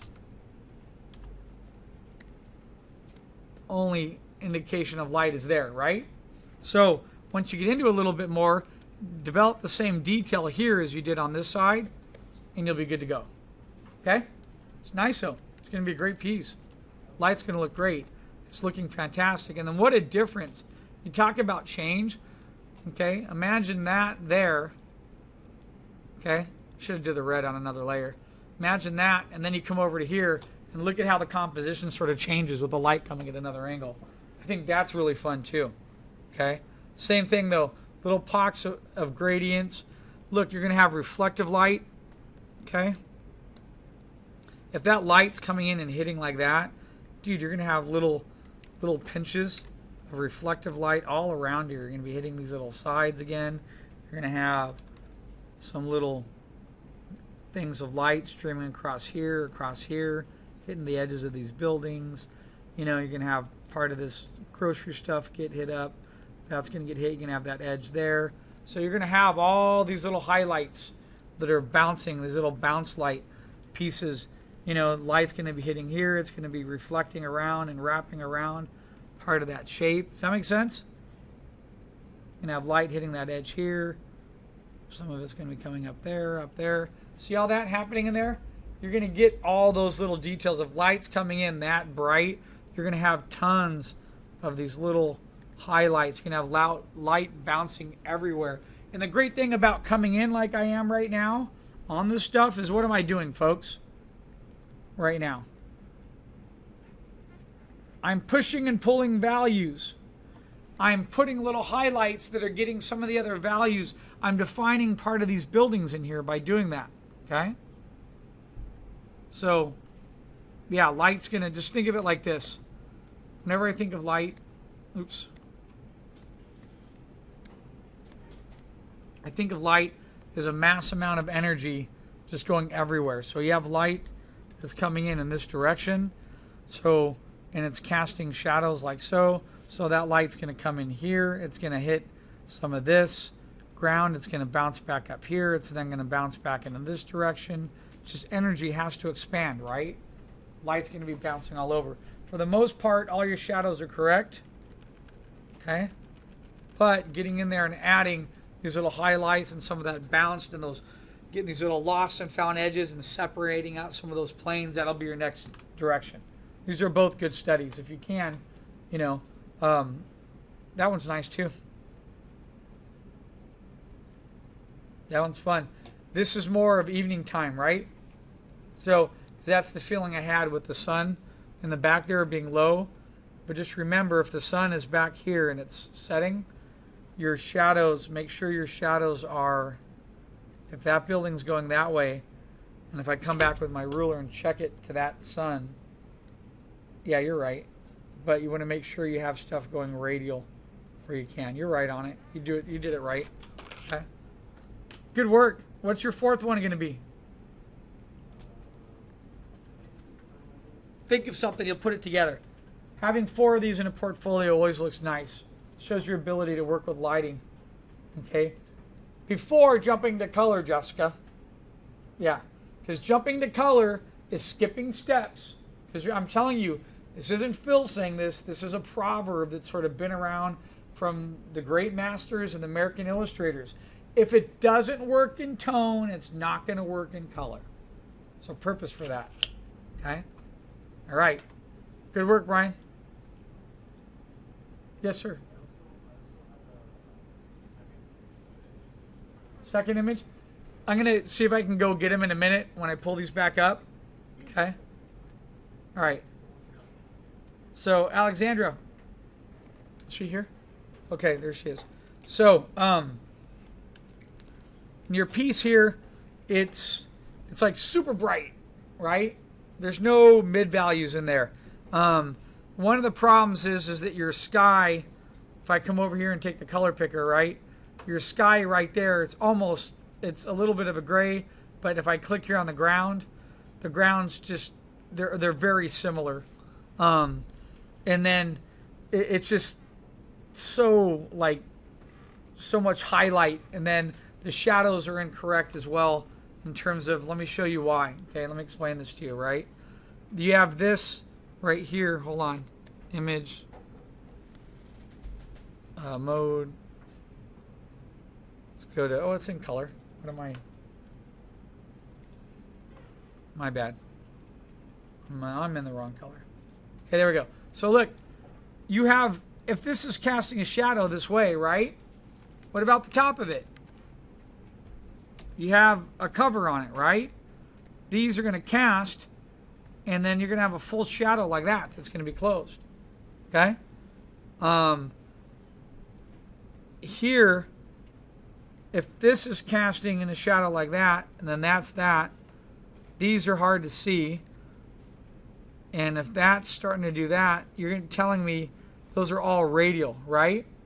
Do you get a chance to watch the demos? So if you're doing that, that means you're telling me your sun is in the picture plane about right there. Because you're giving me radial shadows. So if I come back from this baseline, I could connect a line through every one of these shadows. See that? So, but the problem is there's no sun right there. So it doesn't feel radial. Okay? So that's the, sorry, I didn't put it on one layer.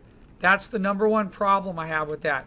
I think it could work, but you have to go in and get the shadows to match up on there. Okay?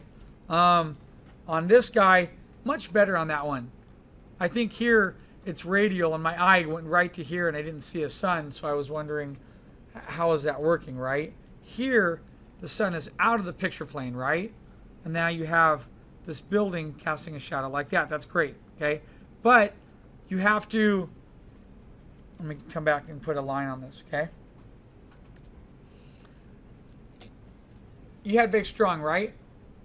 Did they talk about shadows in basic drawing?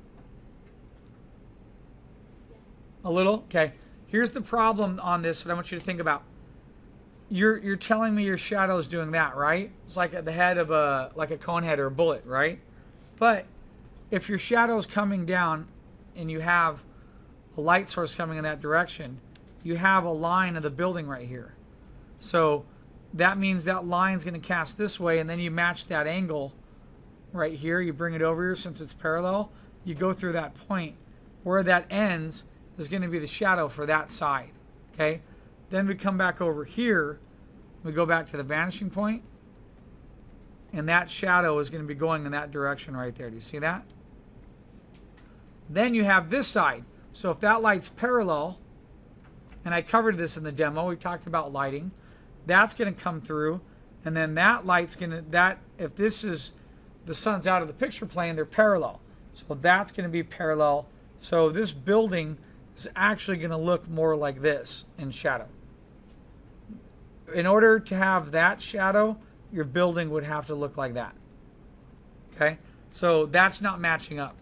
So that, I did this in the demos and talked about them a little bit. So you need to go through and make sure that your shadows are matching to the buildings that are casting the objects. Okay? Let me see what else you have in here. The other problem too that's messing with me is in the values is this value back here of this item, this mountain, is too dark. In the rules of atmospheric perspective, as things recede, they get lighter from you, right? So you should have things that would be dark. So this building right here is darker than this object right here. And that wouldn't be, if sun's coming down, you're going to have areas of lights hitting the side of this. You're going to have parts of this building and facades that are getting hit by light. So you're going to have light side, dark side, light side, dark side. Same thing here. Light side, dark side to the mountain. Okay? So that's the part that's throwing me off. So what I'd recommend is look at some images on mountains and look at Edgar Payne, look at his mountains, look at how light's coming across and hitting them. You can see the facade changes happening. The other thing is your clouds Remember, you put a base on that one. That's good. You need to have a base on that. Some type of a base on that. They're above the horizon line. We're going to be able to see underneath them. Okay. On one of your next studies, I would think about, just having light come all the way through part of the scene here, and then having these huge shadows cast out. But in order to understand what's happening with those shadows, you have to have the understanding that these are cubes, right? Light is coming down in an angle, and if I hit that cube, that light's going to go all the way to that point right there. Do you see that? Okay. So you have to get those shadows to match up. Otherwise, if you have this, that doesn't match the building, and it's going to throw it off, and then the shadow, immediately it's going to look wrong to the viewer, because they're going to know that a square does not cast that type of shadow. Okay? Even though the roof is angled, but when you look at that from a side view, you have the building, and then you have the roof, which is this. See that? This is still square in shape almost. So you're still going to have a square-ish shape, and you have to draw through here to find the other side of the building an inch off the page, because then you're going to have the other line coming through like that. Okay? So I do some more experimentation. Make sure that you're thinking about the shapes of your building, okay, how they exist, and you're drawing through. This is what drawing through the shape is, understanding where that building ends on the other side, because I need to know that to understand that if light comes in this direction, I'm going through that end and that end, so that means this building is going to cast a shadow that looks like that. Okay? All right, depending on where the light is. Or, even if it's not that, if the light's coming down sort of in a directional arrow like this, then it's going to be casting a shadow like this, and then I have to draw lines across each top to figure out where. That's what the shadow is going to look like if the light is coming back down in that other direction. That makes sense? Okay. All right. Thank you. You have any questions? Okay. All right. Brian. Let's get those out of there. Control H. Nice piece. You sent me this and I commented. You got my comments, right? Huh? You didn't read it yet. Knucklehead, I sent it to you. It's a beautiful drawing. The line is absolutely fantastic. It's very beautiful. So this is what I told you, just to save the time of looking it up. I said, watch these lines. See that line right there? It's too black, okay? It's very, very dark. It doesn't need to be that dark, okay? It's flattening part of that, and then you get really, really dark lines in here. That's an interior line. Thin them down. That's all you got to adjust, okay? In terms of the drawing looks fantastic. The only thing I'm iffy on is that looks like a plane. See that guy up there in the corner? Looks like a jet fighter. Doesn't look like a bird. That looks like a bird. But that bird is one giant big ass bird because it's about the same size of that whole upper echelon pointy thing, right? You see that? So your birds are going to be a little bit smaller. Okay? So the drawing looks fantastic. The perspective is great. What I really like are all the little nice foreground elements you did. I really like how you added this in here. I love that cart. This is great. That's great. It makes it feel like a used old city. So really, really nice work there, okay? Hats off to you. Good job. All right, now with the values, the light's working fine. You just need to get gradients in here, right? As this casts in this direction, it's going to be darker here, and then it's going to get lighter as it casts out that way, right? So you're going to have to get those gradients in there. If light's casting that direction, then you need to think about, well, you have a building here. Light's casting here because your shadow's going. This is going to be hit by some highlight. This will be hit by some highlight, okay? Then you need to decide maybe this side gets a little bit more highlight, and then this gets a teeny bit darker maybe, let's say. So that means that would get a little bit more darker on that side, right? So we have a better idea of exactly what's happening, okay?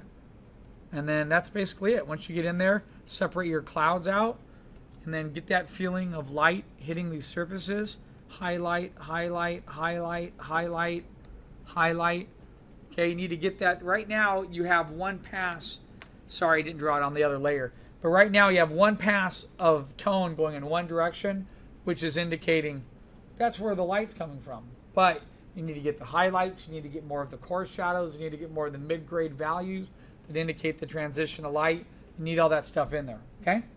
All right, excellent work. Okay, beautiful line drawing. Excellent. I really, really like it a lot. It's nicely done. Very sensitive line quality. That's great. Okay? All right, any questions? Nope. Good work. All right, welcome back. So there are a couple images I didn't get to go over because I didn't scroll all the way through my email and grab them, so I'm grabbing them right now. We're going to take a look at them. So Jarek, here's your other one, all right? That's actually really nice too.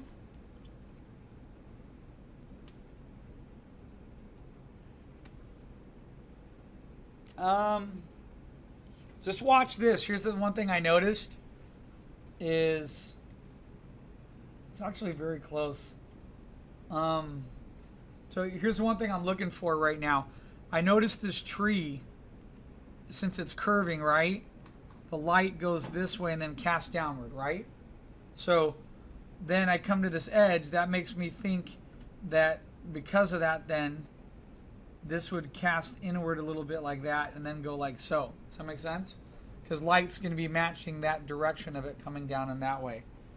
But the discrepancy I noticed is, well, I think what you're really going for was light. I think that's just a simple error. Because look, if you bring this edge, come up and over that edge, you're above that window. Do you see that? I think what you're really going for in this piece was light directly above because you have your shadows dropping in under. And I see that. So all you have to do is make a couple little adjustments. Bring this, even though that tree is arching that way, you're going to have some of the shadow go down and drop over like this and come out a little bit more. That's it. And then the rest of it sort of makes sense. Okay? Even here, I remember, paint this dark. Okay? Paint it dark like it is here, right? Then, at the end, come in and then put the shadows there and then put the highlights on the water of the shadow. Water's reflective. When water's reflective, it's going to reflect light and gradient patterns. There's going to be highlights, and then it's going to grade it off, then a highlight again, then grade it off, right? Now it's just all white like it's milk. It's not going to be like that, right? Paint it dark like that, and then come back in, and then paint highlights glimmering off the top of it, and it'll totally work. But it feels weird because you're like, I'm painting it dark. Why does it? You don't want to do that. But then once you put the white on top of it, it makes it work. Okay? Other than that, that's really the only... I think it's nice. It's another good piece. It's a beautiful environment. Okay? Good work. All right, excellent. And then just to cheat a little bit, that shadow, light's coming down, but a little bit so directly above. If light's I'm just thinking over here that if light's coming directly down like this, I'd make this, that's lighter. And then what I might do is put that, just cheat it and put it in a little bit of value. Just so it looks like it bends, because light could be coming down, well, it's directly above, and that's an angled surface. Nah, maybe it wouldn't do that then. That'd be about the same. I might just put a little bit of a gradient going from here, going this way, lightens up. So that way light's hitting this surface first, and this would be second. That's all. And then if this is an overhang, so that you're going to have like a shadow that's going to sort of drop down like that. And then sort of you're going to have a little bit of a gradation coming down a little. You know what I mean? That's a tough one, though. See what you're doing, though. You're taking that edge, putting it in there. That makes sense. You know, you could, since the light's coming down, if you lightly tilt it, it's going to give you a little bit more shadow play. Or then you could angle this a little bit like that. See what I mean? Then by angling it, then the roof would come here, then you'd have light overlapping like that. See that? So then you'd have this going over here, coming down here a little bit. So now you get a light against a dark, a light against a dark. Even here, you're going to get a little bit of a shadow coming in this way in here, right? By doing that. So you can keep it straight, it's working, but by lightly angling it all it's going to do is you're going to keep the same shadows. It's just going to give you a little bit more of light versus dark. You know? Okay? Nice work, sir. Okay, excellent. All right, now back to Tim. So, Tim, this is what time of day? Morning, Okay, late morning. your lines are killing it. They're all so solid black. They're all too thick, and they're just flattening down the whole piece. You would literally need to select your lines and drop them down to where they're like 20% to get the values to read. Do you mean the color of the line or the thinness? Both. The color of the line should be dropped down and should be just very light. And then the thinness should be extremely light. Okay. Yeah. So for things for seeing the background when you draw from do you lessen the flow or do you raise the transparency? Sometimes I go back and if I have to, I just lightly erase them as they recede back in the piece. This is my first like line digital drawing of this magnitude, and Uh-huh. I'm actually since I'm not me, so well I mean jumping from station to finish on it, but I definitely want to go over it because I feel like I'm kind of getting lost between using different line weights. Well, the problem is first you do a cleanup on the drawing, and then when you dictate the light in every scene, it changes how you use the line weight. Okay. Because every scene, like this piece, light's coming from behind us, right? In the back. So, you know, her lines up here are way too thick for that type of soft lighting. And versus what happens if light's coming this way from, you know, in front of us, coming down that way. If light's coming that way, then that line drawing in the back is fine. But then you still have really thick lines up there in other parts. You know, here, look at that. That's way too thick right there. It's, you know, here, it's you know, it needs to be a little bit more curved. Here, it's getting way too thick again over there. So even down here, it gets really thick again. So there needs to be a couple little areas where you need to thin down the line a little. And the best way to do that is you can go in there and zoom in and sort of take off a couple pixels. Or you can just turn down the opacity and let the values of the facades of the object show through to where you're lightening it down. Okay? This feels beautiful in here. I love that with the light coming through there. That's cool. But then these lines are just so heavy it flattens out what's happening in the rest of the piece. Okay? Oh, I'm sorry, I have another question. It's a little off topic. Yeah. Real quick, for mountains that are in the background, let's say you have the sun setting behind the mountains Uh-huh. far away. Do those mountains become darker because the sun's behind them? Because I know they're supposed to be lighter. That's a great question because the reason why that's a great question is that you have the rules of atmospheric perspective where items from you as the viewer recede and get lighter, right? Right. However, though, there's also the rule of whatever is closest to the light source is going to be darker on its shadow side. So I have witnessed that happen. I have seen objects in front of me where it switches, where when light is dropping in the evening, or like it does, you know, when it's the sun setting, I have seen objects like a tree get really dark as a silhouette because the light is penetrating it, and then the objects closer to me now are fading off.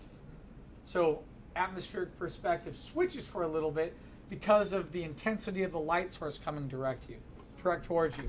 It's a great question.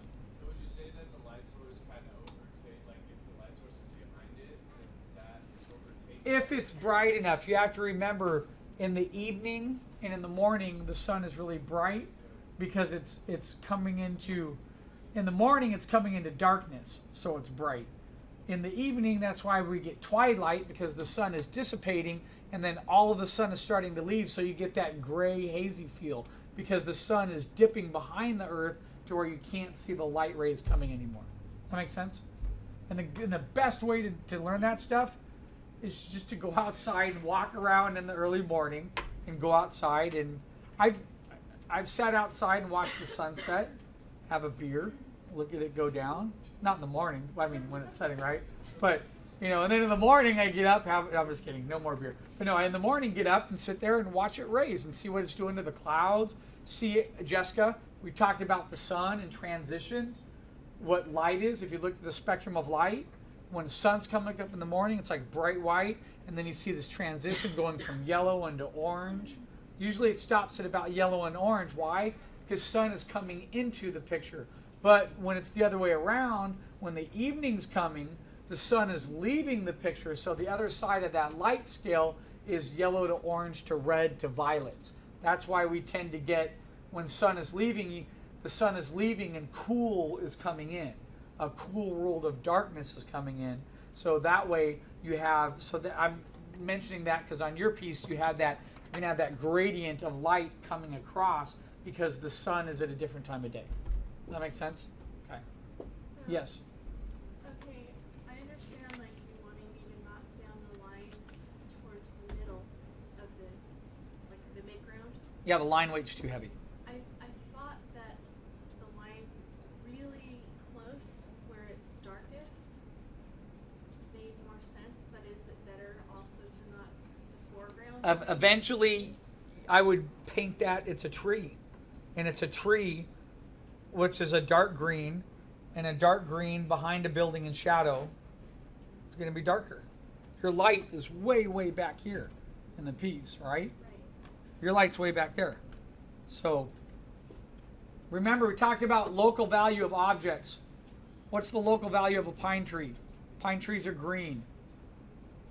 So you take a green pine tree and put it behind the shadow of a building, it's going to be darker, right? And it's not going to have highlights running along this side. That would be light coming that way, right? Okay. So you can actually darken those up a little bit, because that could be like a good sort of evening shot. But if that's not evening and it's sun coming in there, then you'd have to do it the opposite way. Lose the line, and thin down, and then get some texture, paintable. You know, the problem is that on the trees, you stylize the trees into like ice cream cones. No, I told you to think of them that way, but on top of every stylized surface, there's a texture. So what is that texture? It's a series of lines for pine needles, right? Right. I didn't say paint them as melted ice cream cones on top of each other. Okay. All right. Thank you, Tim. Okay, next we had Rachel's other piece. What I would do, Rachel, is I like that. It just makes it feel like everybody else in town has died from a megavirus, and there's one building where people are living in, which is right there, right? So I would darken up a little bit more. I would darken this stuff in the back here and in the back here, and then I'd get a gradient going from dark down to light. Why? Because when light shines up from a city, it's light coming upwards from the ground, and then the sky plane tends to be darker. Okay? If you've ever been out camping, you notice that when you're really out in the middle of the desert and you're looking at a city, right? So then you need to come in here. If that area is lit up here, why not have this lit up?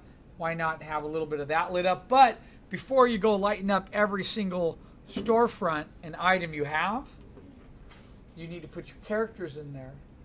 And you need to think about what's happening to your characters in relationship to the light, in relationship to what the story plot is, right?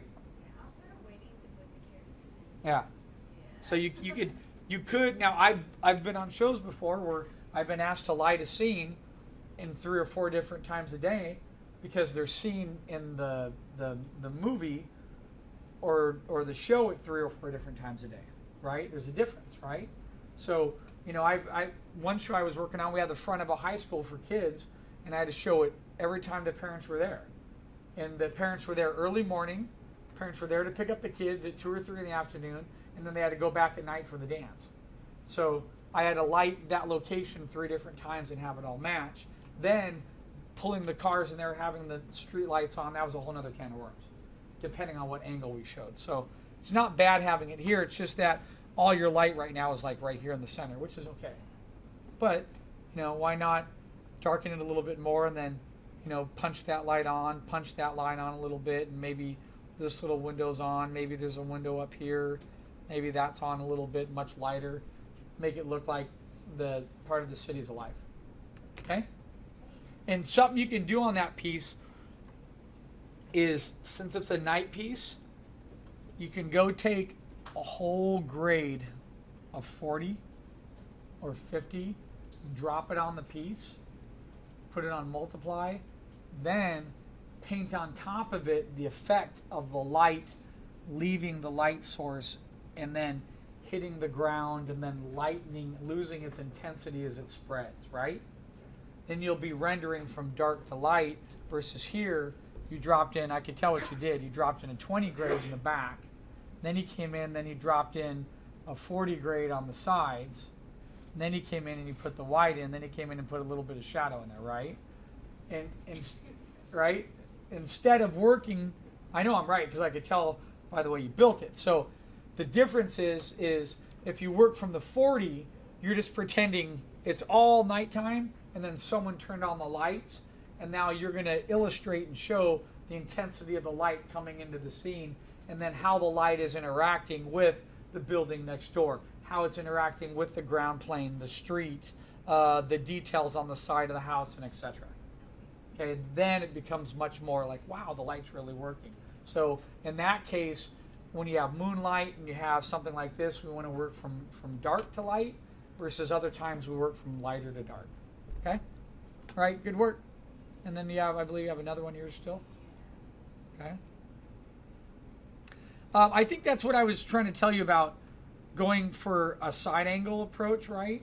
But the only catch is on this is you have a, oops, trying to get a line in there. You have a shadow coming this way, but then you have a building shadow going across it, right? So I'd be careful because here your shadow's going that way, so that's conveying that way, that's conveying that way. So if light was coming at an angle, you might be taking a couple liberties to do that. I mean, you could technically pull it off, but, you know, I don't think that's as interesting as the other one. Okay. You know, I would just, sometimes they're not. Sometimes others are more interesting. I still go back and want to see, like, yeah, I want to see that building casting a shadow like that. You know what I mean? Then the building behind it's casting a shadow that goes up like that. So then you have highlights here, shadow, highlights, and then this building, this part of this structure is, you know, casting shadows like up into here, let's say. Just curious if it was at more of an angle, if that makes it a little bit more interesting. I find that lighting scenes at angles makes them a little bit more interesting because it pulls your eye into the piece. Okay? All right. And Colin. Okay. So Colin, part of the problem is here is it just looks really, it's very fast in terms of, like, you have the whole door lit. Well, the door is closed, so the whole door wouldn't be lit. The light source would be here, would be the window. Then light would be protruding outward at a certain intensity, right? So this door would then be darker. So the problem is it looks like you had a brush that was similar to like a size like this, and you just come along and it went bam, bam, bam, and you just threw in the whites, the highlights, right? And what I was telling everybody else also to do in class is your black line is so dominant right now, you need to thin down the layer of the black line and get the values to read. So here's my problem again, is that you got to think of everything as 1s, 2s, and 3s. Okay. Hold on.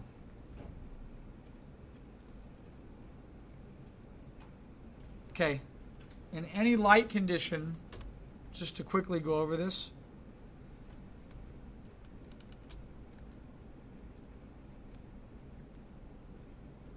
Okay. This is how you guys have to think. In every light condition, you have that. That right there is the value of your object. What makes your object become realistic is how the light interacts with the facade of an object. If your object is round, it still has facades that change. If it's a tree, it doesn't matter what it is, you still have facades that change. So now, if I come in here, and if I decide to say, if I take that side, okay,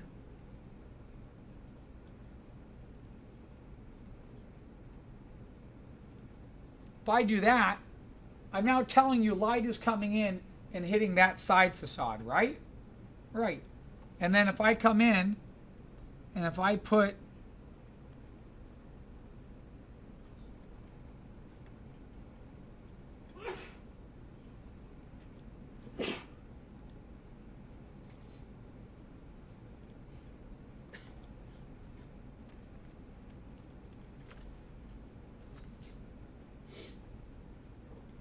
If I put that in there, what does that tell you? That makes the object look realistic. The object, so it's an illusion.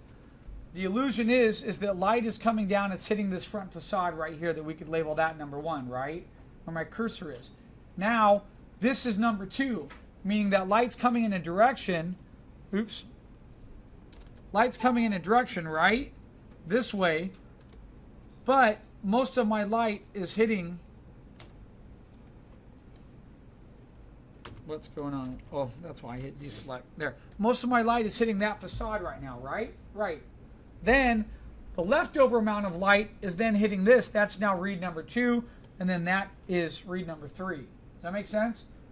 Light is hitting here. This is surface 1 that gets hits by light first, then second, then third. Okay? So, why is that important? Because that's, you have to apply that to everything you render. If I come back here and I do the opposite, I can come back and then say,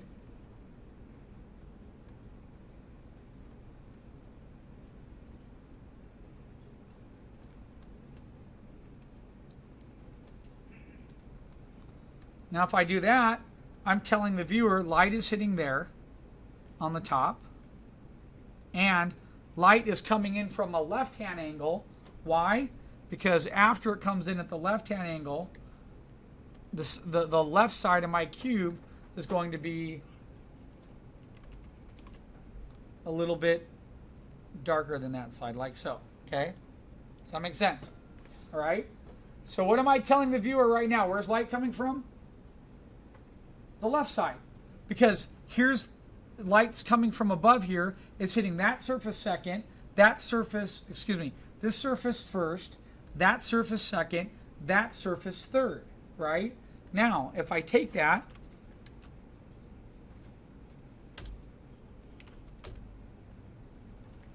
and if I transform it, and if I flip it to the other side, I'm now telling the viewer that light's coming in this direction from above, because that's read 1. This is, excuse me, brush. That's read 1. Deselect X. That's, where's brush? What layer am I on? Deselect. There. So now I'm telling it that's why. I'm now telling it that that's read 1 up here. Hold on. I was on the wrong layer. My bad. I'm telling it that that's read 1, that's read 2, that's read 3, right? Those are the visual reads because light is now coming in that direction. You see the difference? Okay? You have to understand that. You have to get that into your noggin. A lot of you guys in this room are skipping. This is basic drawing 101. This is understanding the transition of light, how it comes and how it hits facade changes, right? There. Now we know. So if I go back, if I Command Z, it's how many steps I go back, and I can flip this to that side, I know now the light's coming in this direction because that's read, okay? That's read 1, that's 2, that's 3. Okay? You have to know that. So when I look at your piece, I'm not getting that. If light's coming from here, this should be darker right in here. If light's coming from there, there should be little highlights on these stones. This is not going to be, there could be some light bouncing off the building a little bit, but that has to be darker. This roof is not going to have any highlights on it right there. It's going to be dark roof. Why? All the lights down here. Light's coming from there. Light doesn't come through doors that are closed. The doors have to be open. So you have to calculate that and think about that inside your drawing. Okay? And what I was just showing everybody is this, is a lot of you guys are screwing this up. This is a really simple thing to master. 1, 2, and 3. Where are the visual reads? Light side, medium grade. So the local value of this object is that medium gray. Then it has a dark side and a highlight. That's the secret to turning form on any object. Okay? All right. So other than that, I think we're done then, right? Thanks, guys. Appreciate it. Good work. Some of you get caught up.